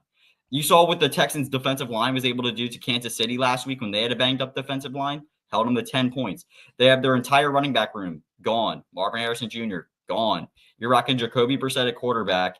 The Texans are still trying to obviously chase a division win, keep it short and simple. I think maybe Brissett finds a way to score 3 touchdowns, but the fact that I was able to get decent juice on a 17, I had to take the under. Yeah, I can completely understand the plan of attack here. My concern is just let's meet you while I'm talking about that. My concern is just that it's been very pressure filled at Kansas City, at Indianapolis, at home against the Bills. And I do have a legitimate concern that they just aren't quite as focused here. Just not quite as focused defensively. I think they can run up the score very easily here. Let's move on to your next spot on the board here, Jacob. Raiders, Eagles here. I'm going to unmute you as soon as I get to this point. Raiders, Eagles, Lincoln Financial Field. Excuse me, Philadelphia, Pennsylvania, 28 Fahrenheit, partly sunny, 15-mile-per-hour winds. Now you have a side and talk to us about your money line parlay. Take it away, my man. Oh. Yeah, so I'm going to talk about the money line parlay first. Usually, obviously, I'm not a proponent of any parlays, but I have a money line parlay that was plus 100 on the Kansas City Chiefs, the Houston Texans, and the Philadelphia Eagles to all win today on Sunday. For me, what I liked was I kind of liked the fact that I wanted to back all these teams on the spread, so I figured I would throw them in a parlay and didn't really want to lay the bigger numbers, but I do find that all of these teams are going to get the job done. But I also laid 10 with the Eagles, and I have 1.5 units, minus 125 for the Eagles to win by 10. Nobody wants to bet the Eagles. This has been a brutal season as a fan for me. They're coming off 3 straight losses against just heartbreaking losses. Their offenses look terrible all season. But if there's a get-right game of any game, it's against the Raiders. The Raiders have not rushed for 75 yards as a team in 8 straight games, and that has been the weakness of the Philadelphia Eagles. You saw the Bears. They were able to kill the Eagles on the ground. The Eagles have been a bottom 10 run defense in the entire NFL, but the Raiders can't run the ball. They're not even going to throw Geno Smith out there now. They're going to be rocking Kenny Pickett. It's going to be cold, windy. The Eagles should be able to just simply move the ball on the ground. Saquon finally had a great game last game against the Chargers, and of course, Jalen Hurts threw the game away. But Jalen Hurts won't have to be throwing the ball that much this game. I actually bet him under passing attempts as well, if you guys like props.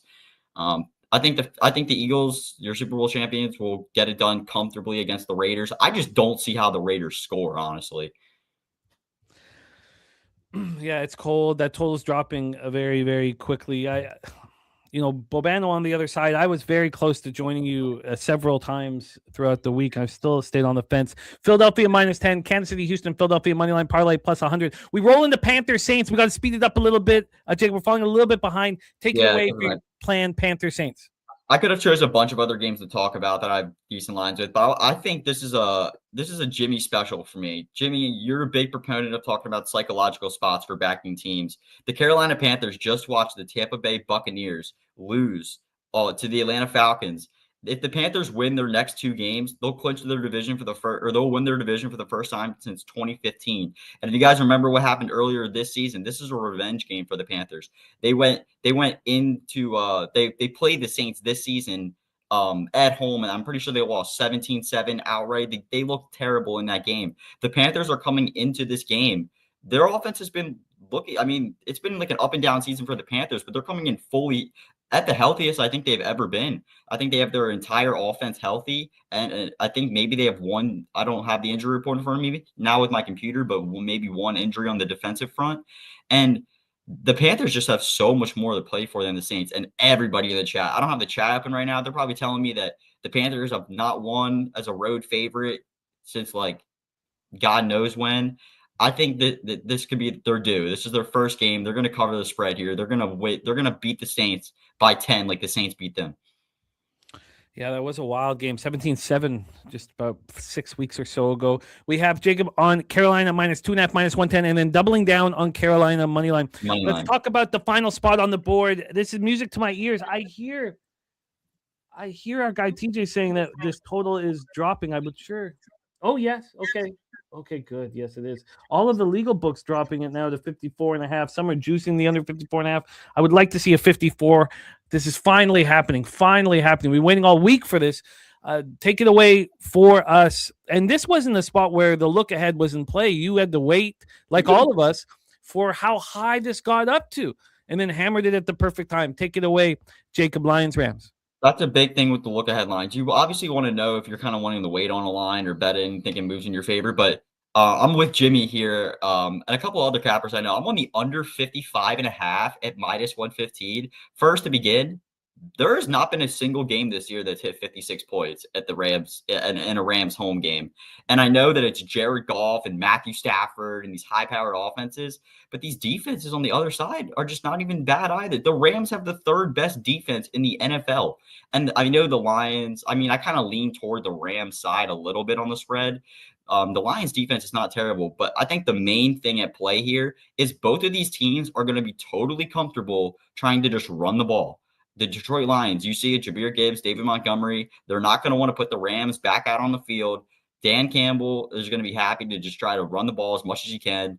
And then on the other side, Kyren Williams and Blake Corum, Puka Nacua and Devontae Adams, they're on my fantasy team. They can make plays. I just think this number is absolutely absurd. It's almost overinflated just because of the quarterbacks here at play.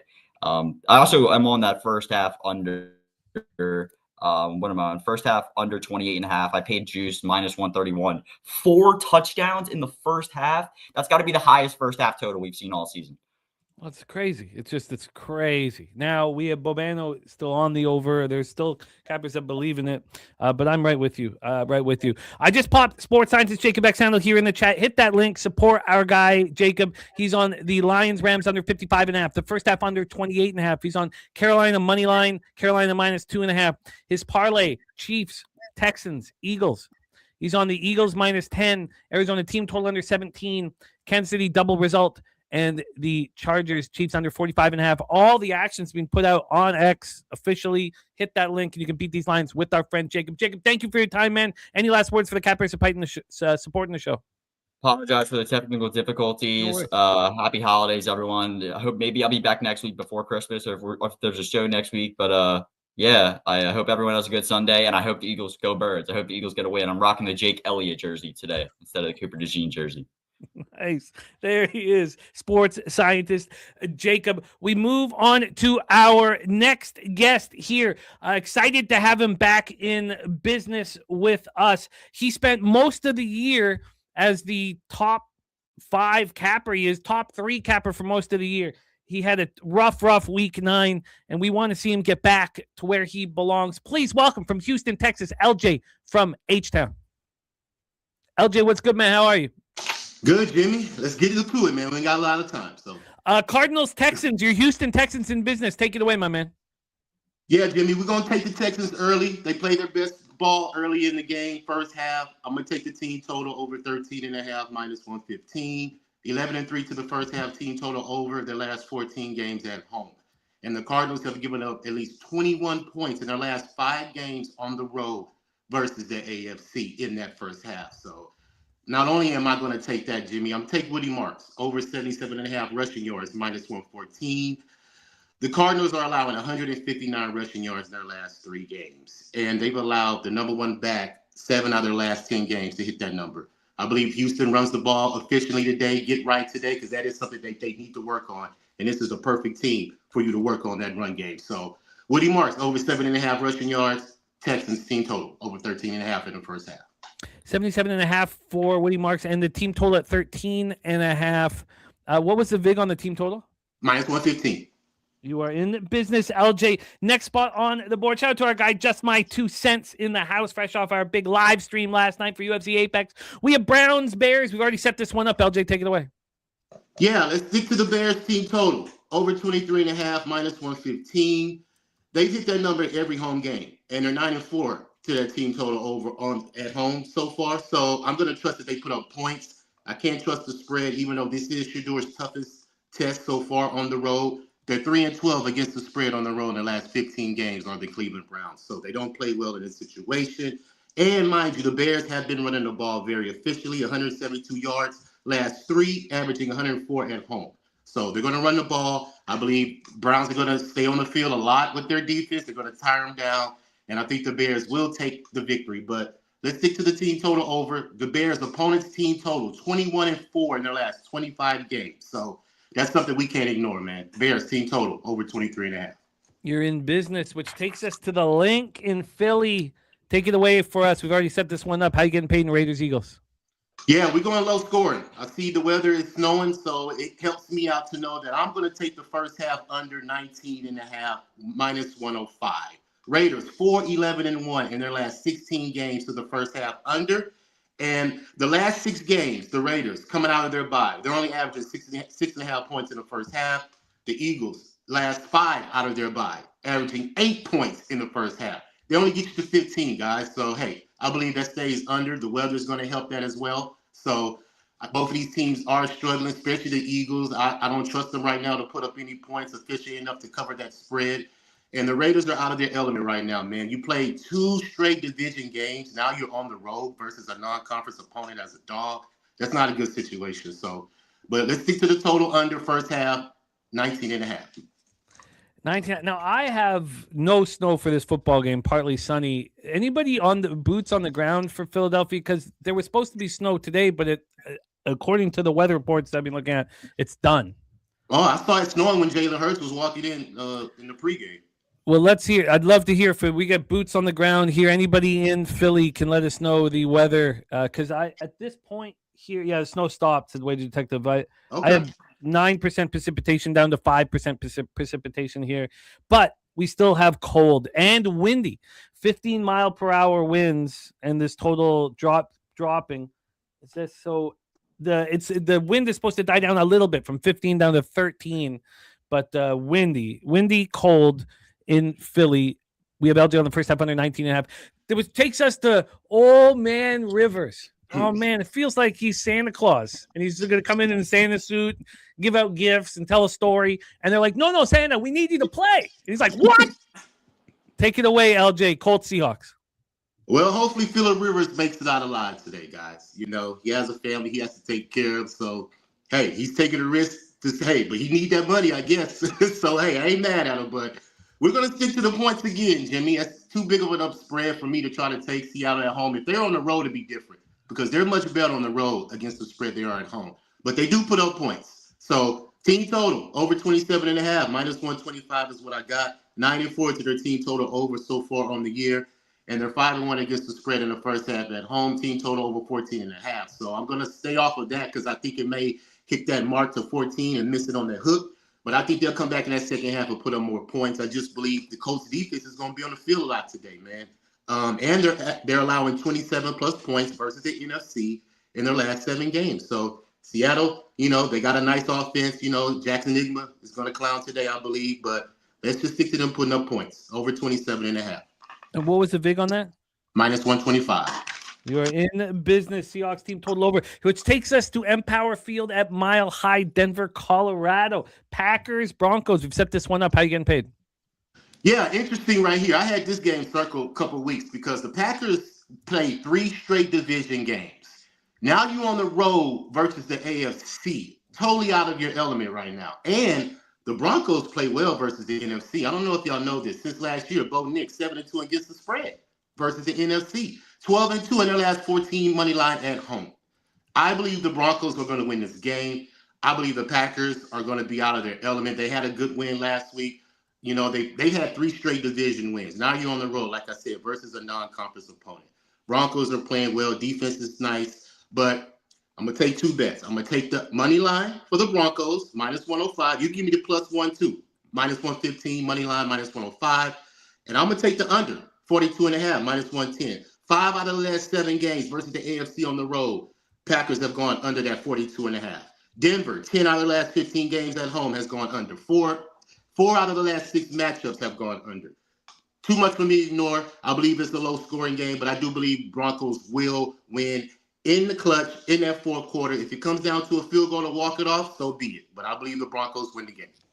Can get you a plus 102. Have you not tweeted out the money line? No, I haven't tweeted out nothing. Oh, nothing. Okay, plus 102. I can get you on the Broncos, and I can get you the under 43, which is a key number, under 43 at minus 113 here.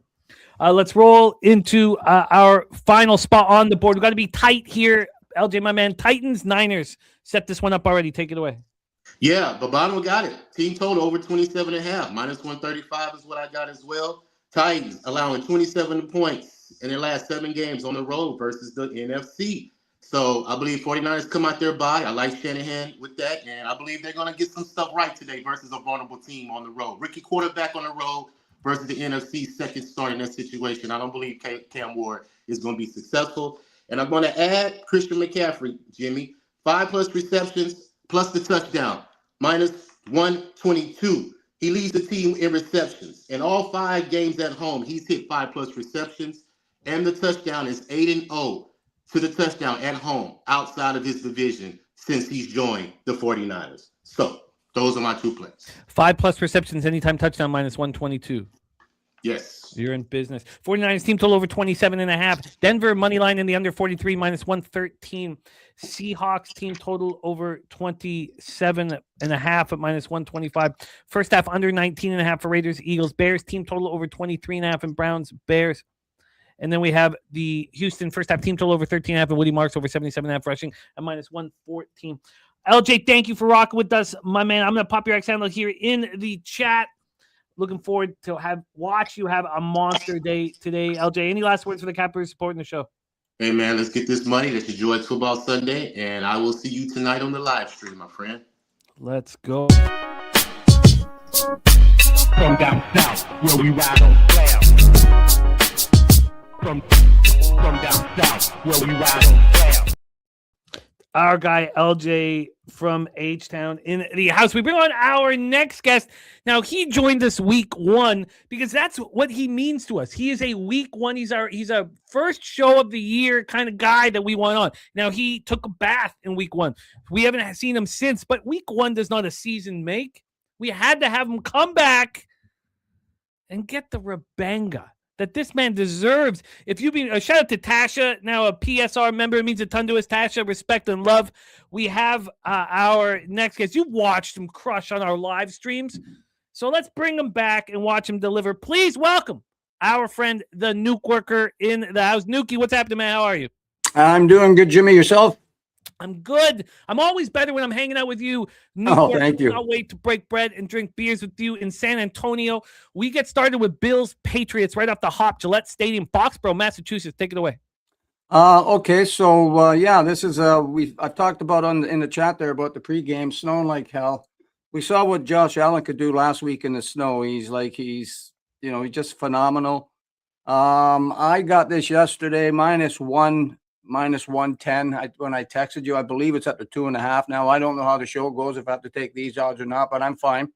I just think check. You look at New England's schedule, pretty weak teams, and Bobano said it all really. So I'm not going to add much more to it other than for my side in this game. I'm taking the Bills -1, -110. So did we tweet any of these lines out? No, I didn't, Jimmy. I don't really do the tweeting thing, but like if you want to give me the 2.5, I mean, it is what it is. I can get you a -2 at -111. We'll go. Yeah, sure. I'll do it. Yeah, I think they're going to win by a field goal, if not more. Let's roll into Panthers Saints Caesar Superdome in New Orleans, Louisiana. I'm a little surprised that everybody here now. The chat is all talking about their fear for Panthers backers. They haven't covered as a favorite in 4 or 5 years, but nobody's given out the Saints here on the show. So the chat concerned for the Panthers backers. We're in the Caesar Superdome. What's your plan of attack?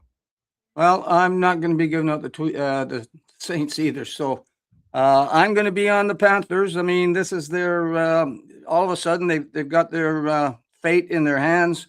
Now, one thing you got to remember here, the Panthers, I think, have lost 7 of 8 against them in the last 4 years. So it doesn't look good here. But I just think under this circumstances that this may be the time they turn it around.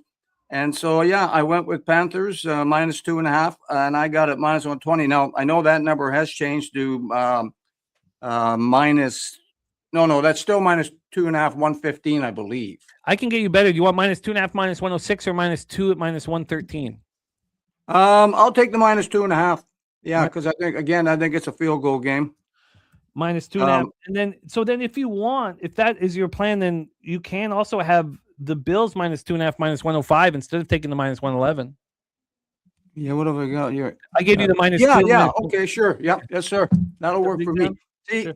I made all these bets yesterday when I was texting with you, and I should have probably tweeted it out, but I got to try and get into that tweeting thing. It is what it is. But anyway, it's all good, buddy. Yeah. So there we are with that second play. Now my third play, I don't know if we talked about this game. I got the Bengals +2.5. Did you guys? I might have missed it earlier in the show. I was in and out. Did you go over it? Bengals Cincinnati? No, and everyone. Sorry, Ravens Cincinnati. So let's set this one up for our cappers in the chat. Ravens Bengals, Paycor Stadium, Cincinnati, Ohio. This is the coldest game, not Chicago. 8 Fahrenheit, sunny, 9-mile-per-hour winds. A line history wise here. Let's get into this situation. This is such a fascinating game. I've wanted to bet this under all week, and it has not moved off the 51.5. In fact, the look ahead was 51.5 too. It's been sitting there at 51.5, which makes me think that the under will hit because the final score will be like 27-24. I want the first half under and the full game under, but I haven't bet it. And now we've had a move towards the Ravens consistently throughout. I did move on the 2.5 early. I didn't want the 2.5. I didn't want the 6 or 5.5 last week on the Bengals. I didn't want any of this, but I felt like I had to bet them. This time I definitely should have waited. I'm on a public side here. The Ravens have gone from -3, -105, the look ahead. It reemerged at 2.5. Now we have a 3, and the 3's looks like it could be a 3.5 soon. I doubt it, but the -3 is a -116. So you can get the +3 for the Bengals with almost no vig. It's wild. The Ravens expected to bounce back here against the Bengals team. It's very dangerous. 60% of tickets, 57% of cash on the Bengals, 51% of tickets on the under, 58% cash on the under. 51% tickets on the over, 58% cash on the under. Take it away for us, New Quirker, Ravens, Bengals. Yeah, okay. So again, I got on the Bengals yesterday, and I only got 2.5 -105. So it looks like the number's gone against me. But they just thrashed them on Thanksgiving, and I'm just not a believer in Baltimore, Cincinnati with Burrows. He's come back for a reason. I mean, he's a game changer every time he plays. So I'm going to take the Bengals, and I guess I can get it now. I'm looking at 365. I can get +3 at -110, unless you can find a better number. I can slightly. I can get you that +3. Yeah, well, for show purposes only, because I've already bet the +2.5. So cool. We'll go with what we got, and we'll go from there. And then we have our final spot on the board, Nuki. It is the Monday Nighter. This is the only spot here that anyone's talking about. So let's touch on it quickly. 13 Fahrenheit, it's cloudy, 13 mile per hour winds. It starts snowing during the game, but it's not supposed to be starting at kickoff. Of course, we shall see. You also have a player prop parlay, the New Quirker. It's what we've called it, and that's a part of this game here for a Monday Nighter. And you have a side with a double result. Line history-wise here for our Monday Nighter, we have Pittsburgh -3 at -115. TJ Watt not going to play. That moved it from 3.5 to a 3. The look-ahead opened up at 3, became a 3.5. This bounced back and forth from 3 and 3.5 even before the TJ Watt news. And then from a total standpoint here, Nuke, we have a 42.5. Look ahead was 41.5. Reemerged at 42.5, and now we're back right where it reemerged. Cash flow here for our Monday Nighter. We have 63% of the tickets, 52% of the cash on the Steelers, 68% of the tickets, and 75% of the cash on the under. Nuki, take it away. Okay, so yeah, I got the double result here on the Steelers, +135. We all know what Tua does in cold weather. I'm not going to go through all that again. It's just going to be a really cold night, and the Dolphins, I just don't think they're going to all be hiding on the bench in their big suits, their big coats, and all that crap. So I think this is a perfect spot for the Steelers, and I'm going double result +135. And then I have a player prop. I have a couple of props actually, but I have a field goal prop on this game. The longest field goal under 50.5 yards -115. Going to be cold, and probably windy. I don't know much about. I don't think there's any precipitation, but anyway, that's where I went. Longest field goal under 50.5 -115 Pittsburgh. And then Jimmy, I've got an interception prop with Tua to throw one. That's tomorrow night, and I've got him with Pickett, Kenny Pickett, today in the Raiders game. I looked at Pickett's numbers were to throw half an interception were -170. So that tells you right there that they think he's going to throw one. So I couldn't lay the money there. So anyway, went with that. I went with that parlay, Pickett and Tua anytime interception. And Jimmy, I added one more. I'll give it to you real quick. Sure. When I was watching that New England Buffalo game, I took the longest field goal under 51.5 yards -120.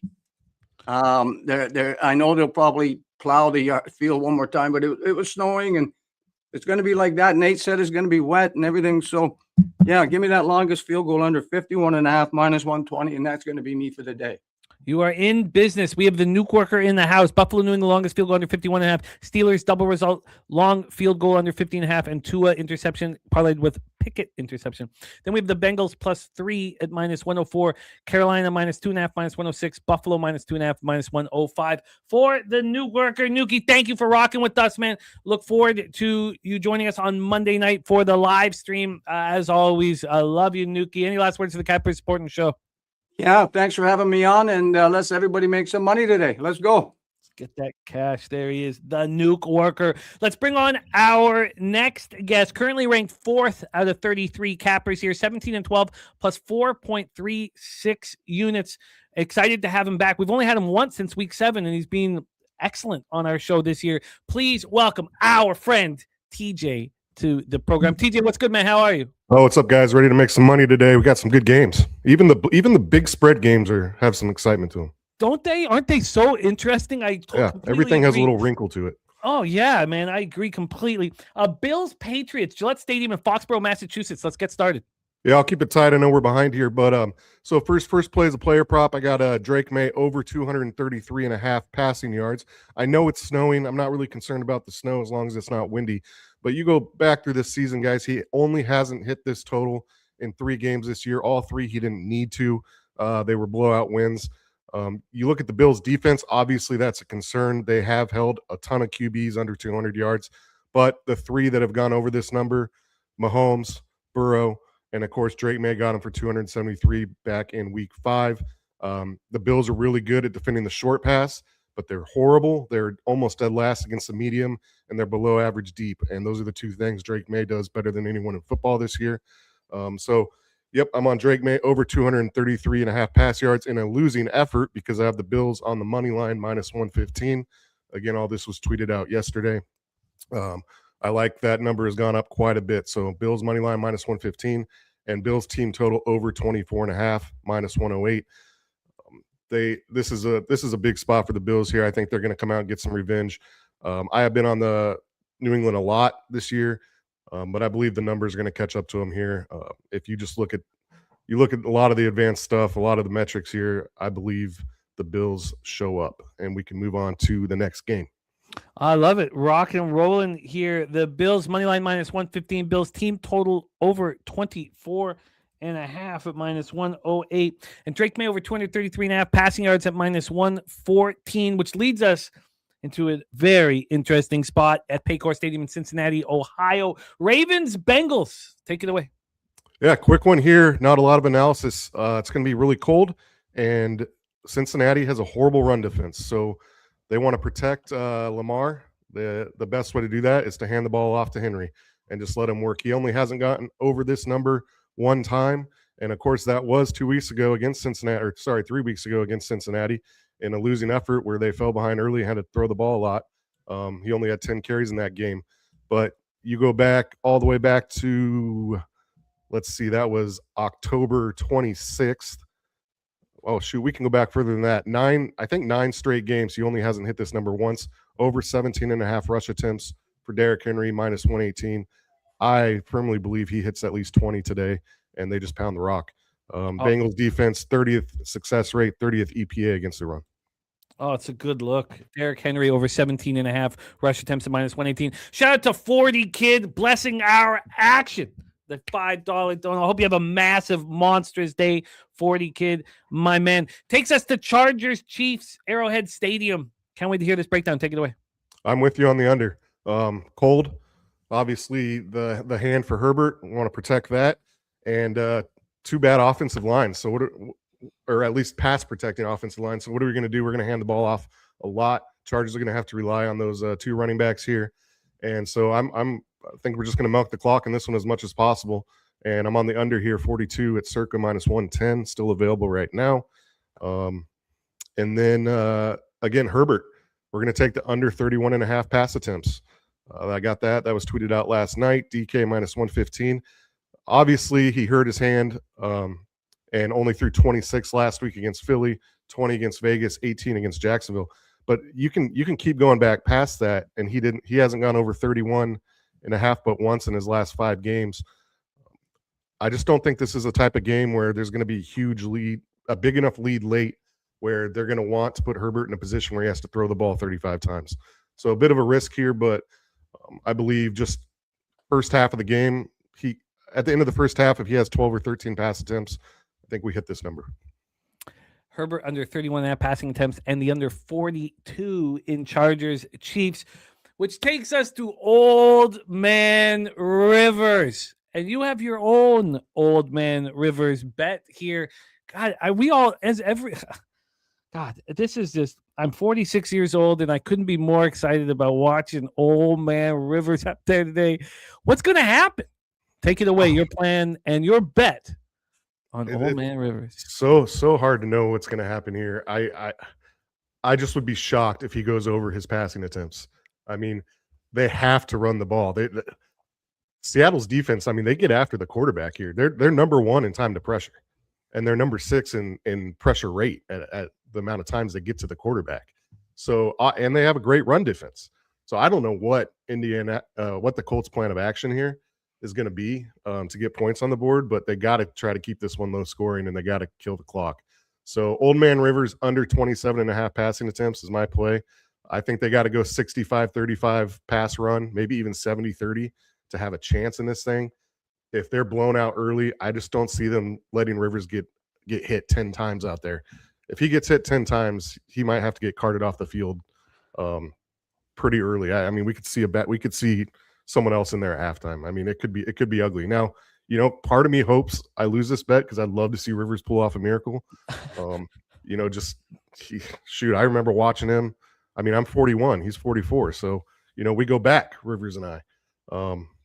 But yeah, I under 27.5 is my take on this game. I do have 2 ads, and you're going to hate me because they're 10-point teasers. So it's going all to be some good. So typing you're for the you. same age as Old Man Rivers. He's a few years older, yeah. Oh, I thought you said you're 44 right there. Sorry. No, I'm 41. Okay, He's that's what 40. I thought. I was like, yeah, I thought you were. I thought I was the one in the mid 40s here, and then I misheard that. No worries. Hit us with the teasers. All right, so I've been pretty successful with these 10 pointers over at DK. They're only minus 120. So Houston minus 0.5, Philly minus 2.5, with the Carolina over 31.5. That's the first one. Got that? Yep. Houston minus 0.5, Philly minus 2.5, Carolina over 31.5. Second one, Chiefs Chargers under 51.5, San Fran minus 2.5, Jags minus 3.5. Okay, sorry. Let's do that one again. Sorry, I was a little slow on that one. That's fine. KC Chargers under 51.5. Yep. San Fran minus 2.5. Yeah. Jacksonville minus 3.5. And those are both minus 120. You are in business. TJ, thank you for rocking with us. Both of those teasers minus 120. Rivers under 27.5 attempts. Herbert under 31.5 attempts. LA Chargers KC under 42. Henry over 17.5 attempts. Bills team total over 24. Bills money line and Drake May over 233.5 here. Our guy TJ in the house. I'm gonna pop his X handle here in the chat. Please follow him. He is very advanced. And a lot of us are looking up to him, trying to follow in his footsteps. Unit size, putting yourself in a situation where you can be a pro gambler. And his DMs are open to answer questions about exchanges, about getting the best lines and all that stuff, which is a huge asset to our community. Love you, TJ, my man. I hope you can rock with us on the live stream tonight. I will reach out and see if you can. We'd love to have you. TJ, I popped your X handle in the chat. Hit that link. Any last words for the Capper supporting the show? Sounds good, guys. Go make money. Take care. There he is, our guy, TJ. We are ready for our final guest here of the show, our final guest. But first, happy birthday to Abel Alvarez, our guy, 53 years old today. Abel, I guess I do have a little bit of sauce. Hey, a little bit? There's enough left for Abel Alvarez birthday toast. Abel Alvarez, to you, my friend. Happy birthday. Love capping with you. 53 years old, our friend Abel Alvarez. There we go. Just a little bit left for Abel, man. For Abel. Saturated, it's great to see you. Let's bring on our next guest. Our next guest we have not seen since week 6. We've missed him dearly. All he did was dominate through the first 5 shows he was a part of. Still ranked 3rd out of 33 cappers here on the show. 14 wins, 10 losses, plus 4.56 units. Please welcome from Las Vegas, California, our guy, Dutch Boy Fresh.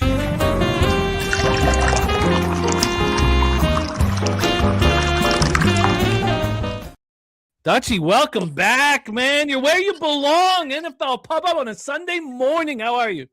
Jimmy the motherfucking bag. I'm back, baby. And I'm here to do one thing.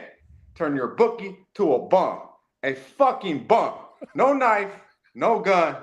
Just that knowledge, son. Thanks, Jim. It is Nevada. It is becoming Las Vegas, California, though, Jim. Did I say that again? You're like a local, because it really is Las Vegas, California. Do I keep saying Las Vegas, California every single time? But it's only right, though, that you did, because Abel A is from LA, I believe, lives in Vegas. It's his birthday. So, hey, my man, shout out to my guy, Abel A, always holding us down on Pub Sports Radio. Yeah. Oh man, it's my I was like, two yeah. favorite states. Let's Mhm. I guess that's that shit, man. It's great to have you. Great to have you, Dutchie. I don't want to say that all the time. Lack of sleep, still dealing with real serious sleep issues. Now a huge winning day would calm all that. Let's get to work. Ravens, Bengals. You are in effect right now. Take it away. Your plan of attack. Yeah, Jim, my apologies. Having some issues with my computer, but we couldn't miss the show, so we're going live on the phone, so deal with me. But we're going with the Bengals team total over 24.5. I like this looking awful lot, guys. I really do. I think this Ravens defense is in some trouble. Obviously the weather there, we could talk about it. We've seen it last week in Buffalo. These motherfuckers, they don't want to hit in the cold. So you think under when it's really that cold, but these points have been hitting. The total says, I mean, it's still at 51.5. Now, last two with Burrow back 30 plus, right? 32 versus the Ravens 2 weeks ago they played, right? 24 out of 36. Okay numbers, right? 261 yards. No Higgins in that game, Jim.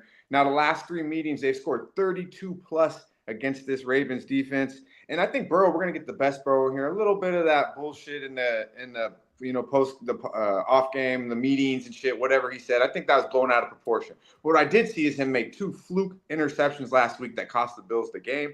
I think we're going to see an outstanding Joe Burrow tonight. I love the over 24.5, and I'm also on the +3. The Bengals are 5-0 ATS last 5 games in December. This is money time for these boys.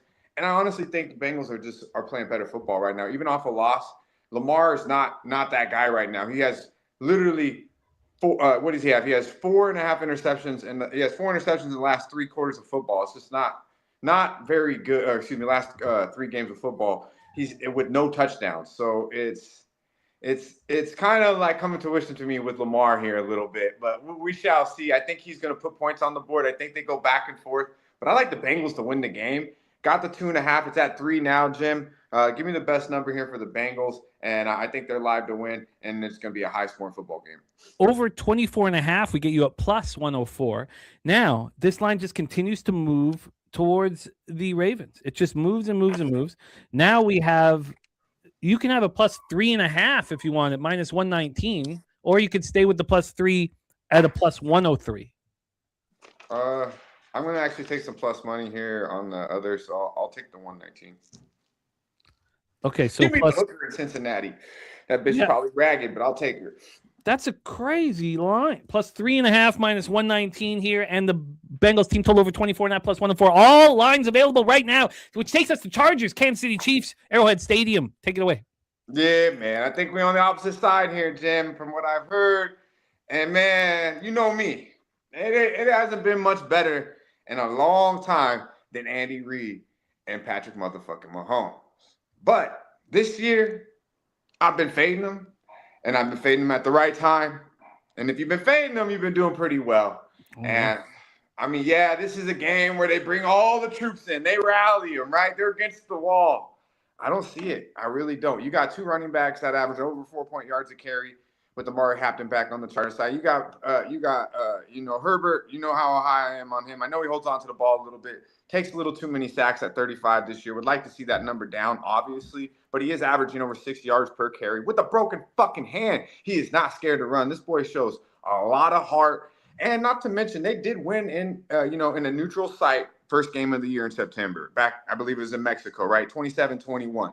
But they have lost 7 straight to the Kansas City Chiefs, Jim, prior to that. These boys have been getting smacked the fuck around for quite some time. Realistically, the whole time Justin Herbert's been there, they've been getting their ass smacked by the Kansas City Chiefs. So I don't think it's going to be, let's just get through this game. They're 3-1 ATS last 4 meetings, and the Chiefs 1-4 straight up last 5 off a tough game versus the Texans, Jim. 0-5 ATS in those 5 games, and 1-5 ATS last 8 in division.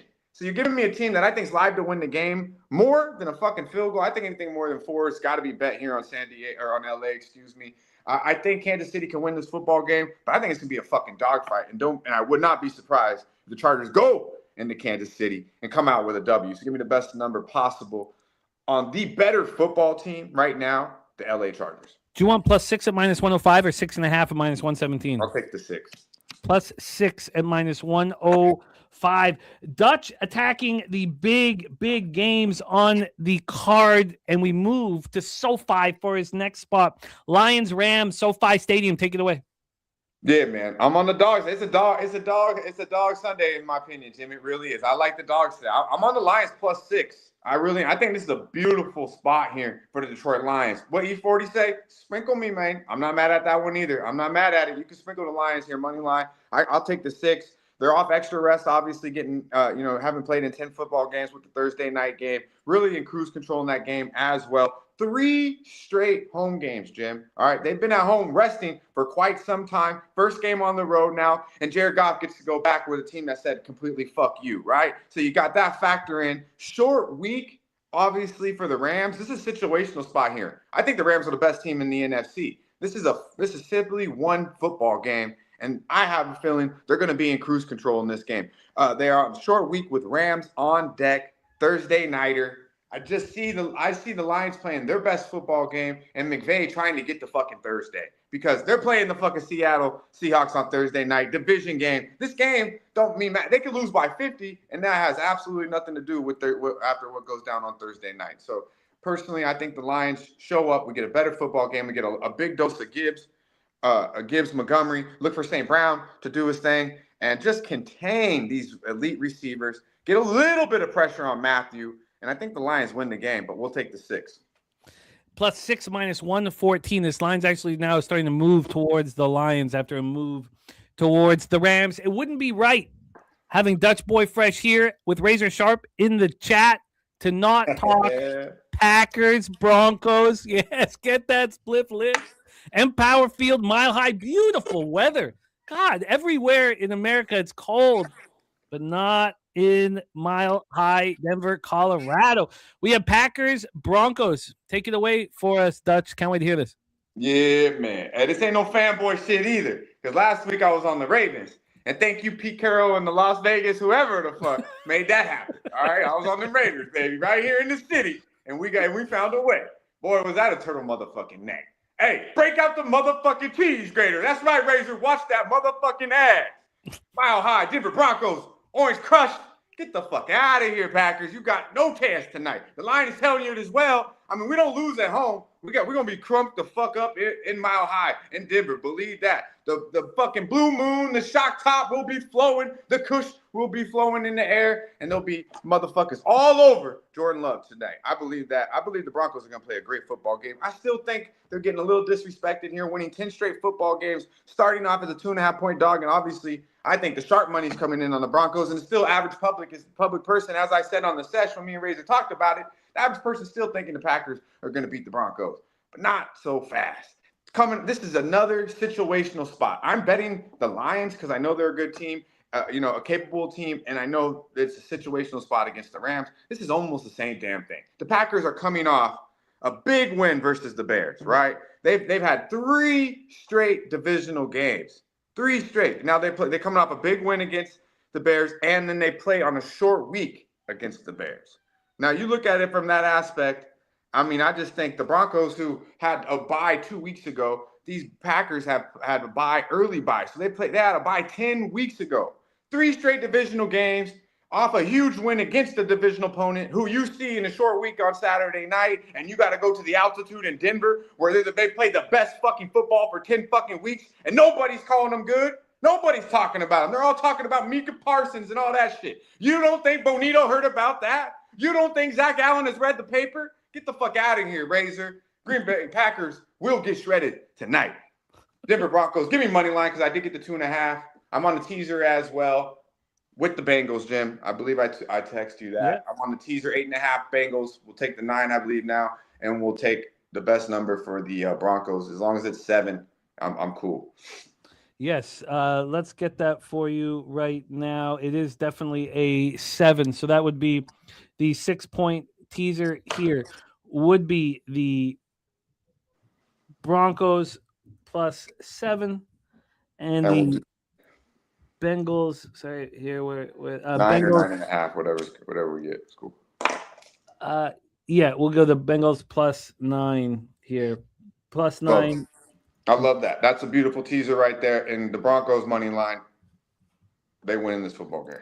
That's Dutch, it is so great to have you back in business, man. Killing it on screen and making it so much fun as always. I'm going to pop Dutch's X handle here in the chat. NBA OG show, one of the stars of on the Ski Profit channel and the star of Medicate Mondays right here on Pub Sports Radio. There's his X handle. Hit that and support our guy Dutch Boy Fresh. Dutch, thank you for all you do for us, my man. Any last words for the Capper supporting the show? Jimmy, my friend, we went in and we're coming out with the motherfucking bag. Believe that. Y'all stay fresh. I love it, man. I love it. How do you not love that, man? I love it. I love it. Let's put a bow on the proceedings and bring on the producer of our show here, the backbone of Pub Sports Radio. Please welcome from San Antonio, Texas, our friend Jose Bouquet to the show. Jose, how are you? We're doing well, but every second we stay on after the games have started could mean terrible things for us. Horrible things. Let's get right after it. Chargers Chiefs. Jose, take it away. Yes, I am on the old Chiefs here. And did I send you Chiefs, Jimmy? I did send you Chiefs. Wow, what a weirdo I am here. Did you not want it?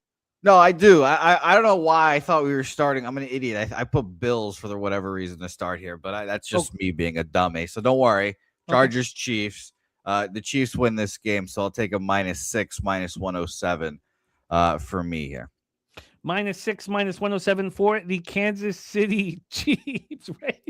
Razor firing shots, man. Firing shots. He's pumped up, man. Pumped up. Next spot on the board for our very own Jose Snips Bouquet is, and everybody wants him to talk about it, his New York Jets. His New York Jets. Yeah, no one has the fucking balls to talk about this game today. But Urban Pope says, if Jose's on the Jets, I'm tailing. Well, Urban Pope, you know what the bet is. Shout out to Old E. It's my new favorite bet when I bet these stupid assholes. Can the New York Jets score one touchdown in the first half? That's all I'm asking for.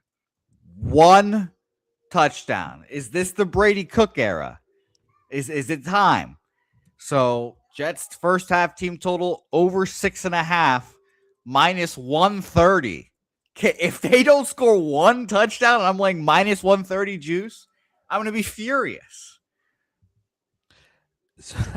One touchdown. He's got the Jets +13.5. Jets first half, one touchdown. What was the VIG? -130.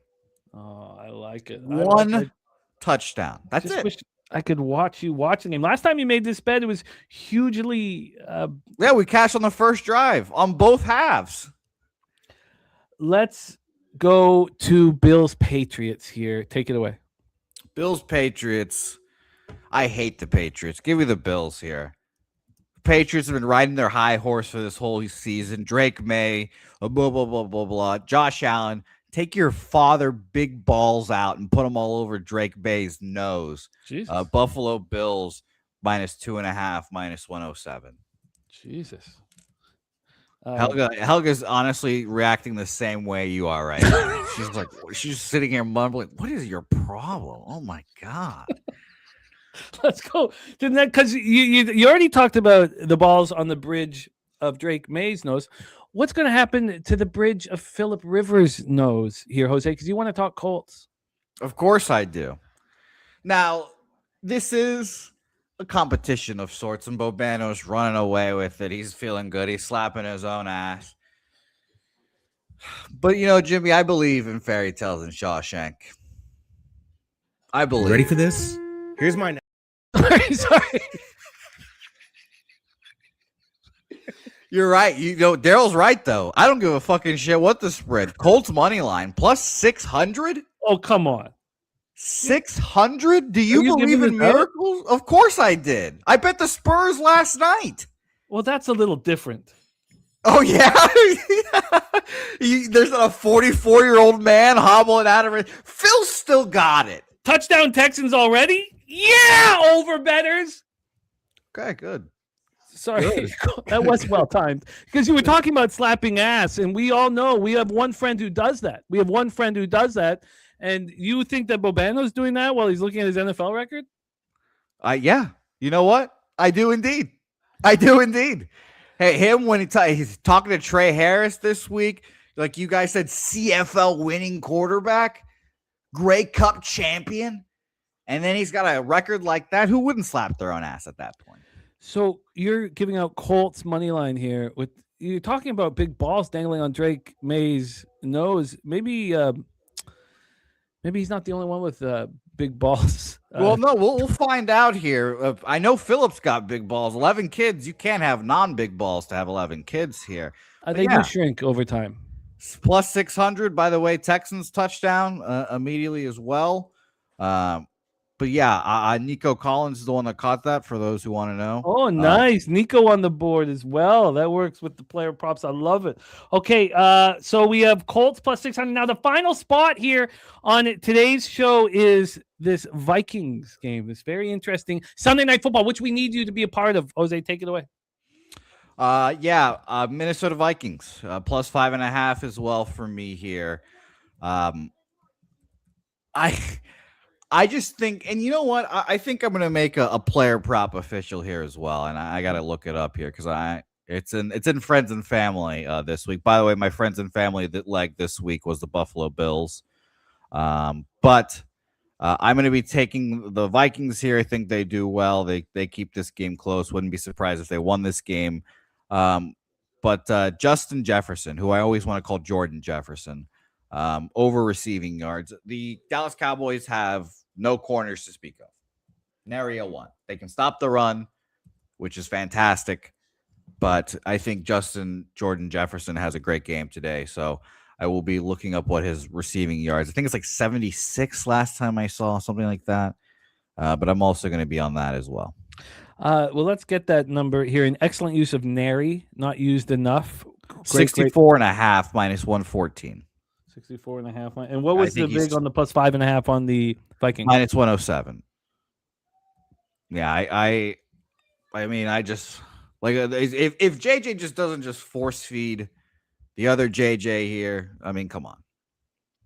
Well, good sir, you are in business. Jefferson over 64.5 receiving yards minus 114. Vikings plus 5.5 minus 107. Colts money line plus 600. Now I hope you watch that game, and if Phillip Rivers starts terribly, you just sit there and laugh at me. Point and laugh. No, I don't want that. I want look, I'm 46. I want middle-aged 40-year-olds to succeed in everything that they do. This is the game for you right now. It's a huge game for me. Yeah, so if Phillip can get this done, this will be all time here. Yes, I'll go back and see what I can do in the sports world. So I'm those ankles aren't too shattered yet. I believe in your hockey career. Thank you very much. Bills minus 2.5. Jets first half one touchdown minus 130, and Chiefs minus 6 minus 107 for Jose Bouquet. Let's do a review of all action here. Stacks play today. Number 1, Kelsey over 40.5 receiving yards. Stacks play today. Number 2, Jamar Chase 100 plus receiving yards plus 118. Let's listen to Stacks' music, man, to get us pumped up for Sunday. Stacks.